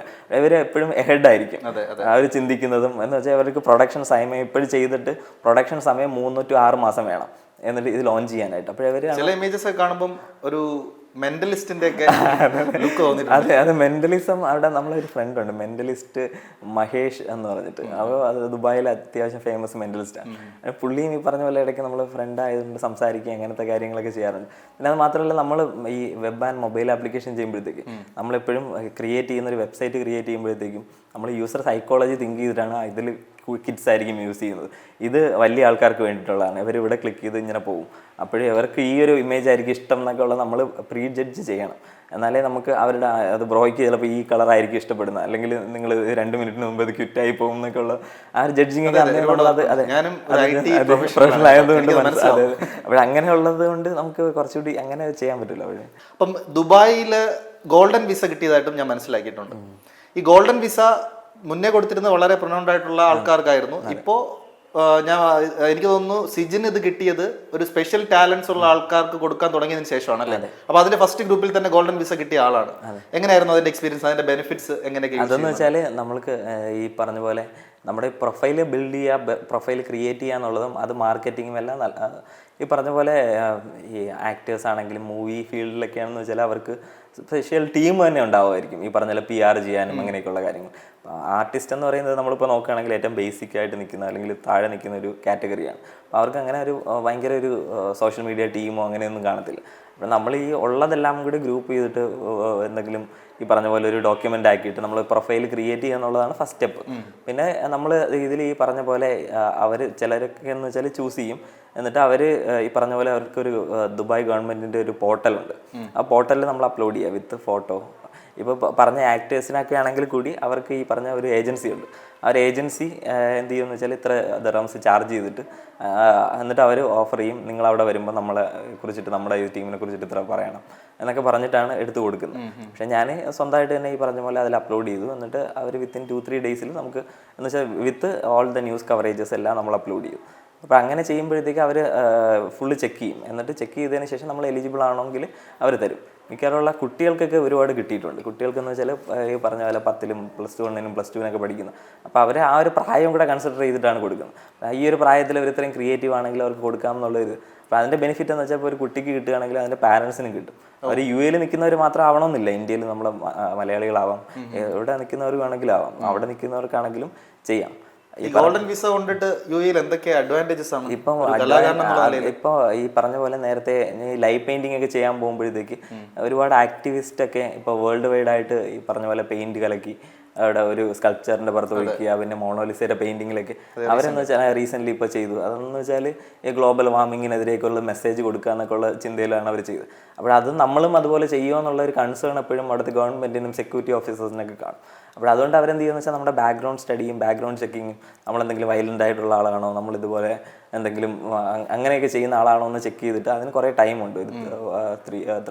2-3 വീക്സ് ഒക്കെ എടുക്കും. പക്ഷേ ഇത് കിട്ടിയതിന് ശേഷം കൂടുതൽ അത് പ്രോസസ്സിംഗ് ഒക്കെ കുറച്ച് ഈസിയാണ്. നമുക്ക് ഗവൺമെൻറ് പ്രോജക്റ്റ് കിട്ടാൻ തന്നെ കുറച്ചുകൂടി ഇപ്പോൾ റീസെൻ്റ് ആയിട്ട് ദുബായ് പോലീസിൻ്റെ ഒരു പ്രോജക്റ്റ് കിട്ടി. അപ്പോൾ അവർ നോക്കുന്നത് നമ്മുടെ പ്രൊഫൈൽ നോക്കുമ്പോൾ ഈ പറഞ്ഞാൽ ആ ഗോൾഡൻ വിസ ഹോൾഡറാണ്, അപ്പോൾ 10 വർഷം ഇവിടെ നിൽക്കുന്നതാണ്, അപ്പോൾ ഇതിന് ഇത്രയും നാൾ ഇവിടെ നിന്നിട്ടുണ്ട്, പക്ഷേ ബാക്ക്ഗ്രൗണ്ടൊക്കെ അവരുടെ ഓൾറെഡി കാണും. അപ്പോൾ അത് കുറച്ചുകൂടി ഈസിയാണ്. പിന്നെ ഈ പറഞ്ഞ പോലെ ട്രാവലിങ്ങിനൊക്കെ കുറച്ച് ഈസി അങ്ങനെയൊക്കെ ഉള്ളതേ ഉള്ളൂ. പിന്നെ അവിടെ ചെല്ലുമ്പോഴത്തേക്ക് കുറച്ച് ഗവൺമെൻറ് അവിടുത്തെ ബെനിഫിറ്റ്സും അങ്ങനത്തെയൊക്കെ ഉണ്ട്. കുറച്ച് സാദ് എന്ന് പറഞ്ഞ കാർഡുണ്ട്, അതിൽ കുറച്ച് ഡിസ്കൗണ്ട് ഓഫേഴ്സ്. ഞാൻ മെയിനായിട്ടും പറഞ്ഞു വരുന്നത് അതല്ല, ഈ പറഞ്ഞ പോലെ ഇവിടെ ആർക്ക് വേണമെങ്കിലും അപ്ലൈ ചെയ്യാം. സ്പെഷ്യൽ ടാലൻ്റ് എന്ന് പറഞ്ഞാൽ ആർട്ട് മാത്രമല്ല, പോയംസ് എഴുതുന്ന പോയറ്റ്സിനാവാം, അല്ലെങ്കിൽ story writers, script writers, photographers, videographers, അവർക്കെല്ലാം കാറ്റഗറി ഉണ്ട്. അതിൽ ഗ്രാഫിക് ഡിസൈനേഴ്സിനുണ്ട്. അപ്പോൾ അതിൽ നമ്മളൊരു ഒരു ഇൻപുട്ട് ബോക്സ് ഉണ്ട്. അതിൽ നമുക്ക് നോക്കുവാണെങ്കിൽ അത് സ്ക്രോൾ ചെയ്തിട്ട് നമുക്ക് നമ്മുടെ ആയിട്ട് മാച്ച് ചെയ്യുന്ന പ്രൊഫൈൽ ഏതാണെന്ന് ക്ലിക്ക് ചെയ്തിട്ട് നമ്മൾ പ്രൊഫൈൽ അപ്ലോഡ് ചെയ്ത് കൊടുത്താൽ മതി. അത്യാവശ്യം പിന്നെ അതിൻ്റെ നമ്മൾ ഇത് ജെനുവിൻ ആണെന്ന് കാണിക്കാനുള്ള സോഴ്സ് ഡോക്യുമെൻറ്റും കൂടി സബ്മിറ്റ് ചെയ്താൽ ആർക്ക് വേണമെങ്കിലും അത് കിട്ടും. കിട്ടുകയെന്ന് വെച്ചാൽ അവർ എലിജിബിലിറ്റി ഓക്കെ ആണെങ്കിൽ കിട്ടും. അപ്പോൾ അത് കിട്ടിയാൽ നല്ല ബെനിഫിറ്റ് ആണല്ലോ. ഈ പറഞ്ഞ പോലെ അവിടെ 10 ഇയേഴ്സ് ഇപ്പോൾ നോക്കുകയാണെങ്കിൽ അവരുടെ കൺട്രിക്കും ഭയങ്കര ഇതാണെന്ന് വെച്ചാൽ ഇപ്പോൾ എല്ലാ മൂവീസും ഇപ്പോൾ ഗോൾഡൻ വിസ ഉള്ളതുകൊണ്ട് ആക്ടേഴ്സൊക്കെ സ്ഥിരമായിട്ട് അവിടെ പോയിട്ട് ചെയ്യുന്നു. പക്ഷേ അവർക്ക് പിന്നെ പ്രത്യേകം വിസ എടുക്കണ്ടല്ലോ. അപ്പോൾ അതുകൊണ്ട് അവരുടെ അത് ഗ്രോത്തും വളരെയാണ്. അത്രയും മൂവി പ്രൊമോഷൻ എല്ലാം UAE നടക്കും. അപ്പോൾ അതുകൊണ്ട് അങ്ങനത്തെ ബെനിഫിറ്റ് അവരുടെ കൺട്രിക്കും ഉണ്ട്. ഒടുവിലായിട്ട് എന്താണ് സിജിന് ഞങ്ങളുടെ പ്രേക്ഷകരോട് സംസാരിക്കാനുള്ള, ഒരു കലാകാരൻ, ഒരു ഡൂഡിൽ ആർട്ടിസ്റ്റ് എന്നുള്ള നിലയിൽ? ഇപ്പോൾ ഡൂഡിൽ ആർട്ടിസ്റ്റ് അല്ല, ആസ് എ ഹ്യൂമൻ എന്നുള്ള നിലയിലും ആൾക്കാരെ ഒരുപാട് ഹർട്ട് ചെയ്യാതിരിക്കുക എന്നുള്ളതാണ്. അപ്പോൾ സോഷ്യൽ പ്ലാറ്റ്ഫോമിലാണെങ്കിലും പിന്നെ ആൾക്കാരൊക്കെ അപ്രിസിയേഷൻ എന്ന് വെച്ചാൽ നമുക്ക് ഉള്ളിൽ ഈ പറഞ്ഞ പോലെ ഒരു ഈ വിഷമോ സങ്കടമോ അല്ലെങ്കിൽ ഈ പറഞ്ഞ പോലെ കോംപ്ലക്സോ അങ്ങനെ പല പല നമുക്ക് ഇമോഷൻസ് ഒക്കെ ഉണ്ട് എന്നും പറഞ്ഞാൽ അത് എല്ലാവരെയും ആൾക്കാരെ കുത്തി നോവിച്ചുകൊണ്ട് ആവരുത് ഇതൊക്കെ ചെയ്യുന്നതെന്നുള്ളൊരു കാര്യമാണ് മെയിനായിട്ട്. മടിക്കരുത്. അത് എന്ന് വെച്ചാൽ എല്ലാവർക്കും ഇപ്പം നമ്മളെ വീട്ടിലൊരു കുട്ടി വളർന്നു വരികയാണെങ്കിൽ ആ കുട്ടിക്കും ചിലപ്പോൾ അത് ആവശ്യമായിരിക്കും. അപ്പോൾ അത് ചിലപ്പം ഈ പറഞ്ഞ കമൻ്റ് ഇടുന്ന അച്ഛനായിരിക്കും, അച്ഛന് ആ ഒരു മോന് ആ ഒരു സപ്പോർട്ട് വേണ്ടി വരും. അപ്പോഴത് നമ്മൾ കൊടുക്കുക എന്നുള്ളതാണ് മെയിനായിട്ടും. കുറച്ചധികം കാര്യങ്ങൾ ഫേസ് ചെയ്തിട്ടുണ്ട്. ഇത്രയും നേരം ഞങ്ങൾക്ക് വേണ്ടി, ഞങ്ങളുടെ പ്രേക്ഷകർക്ക് വേണ്ടിയിട്ട് ഡൂഡിൽ ആർട്ടിനെ കുറിച്ചും തൻ്റെ ജീവിതാനുഭവങ്ങളെ കുറിച്ചും ഒക്കെ വളരെ നല്ല രീതിയിൽ ഒരു ഡിസ്കഷന് കൂടെ ഇരുന്ന സിജിൻ ഗോപിനാഥന് ഞങ്ങളുടെ വക നന്ദി. Thank you so much.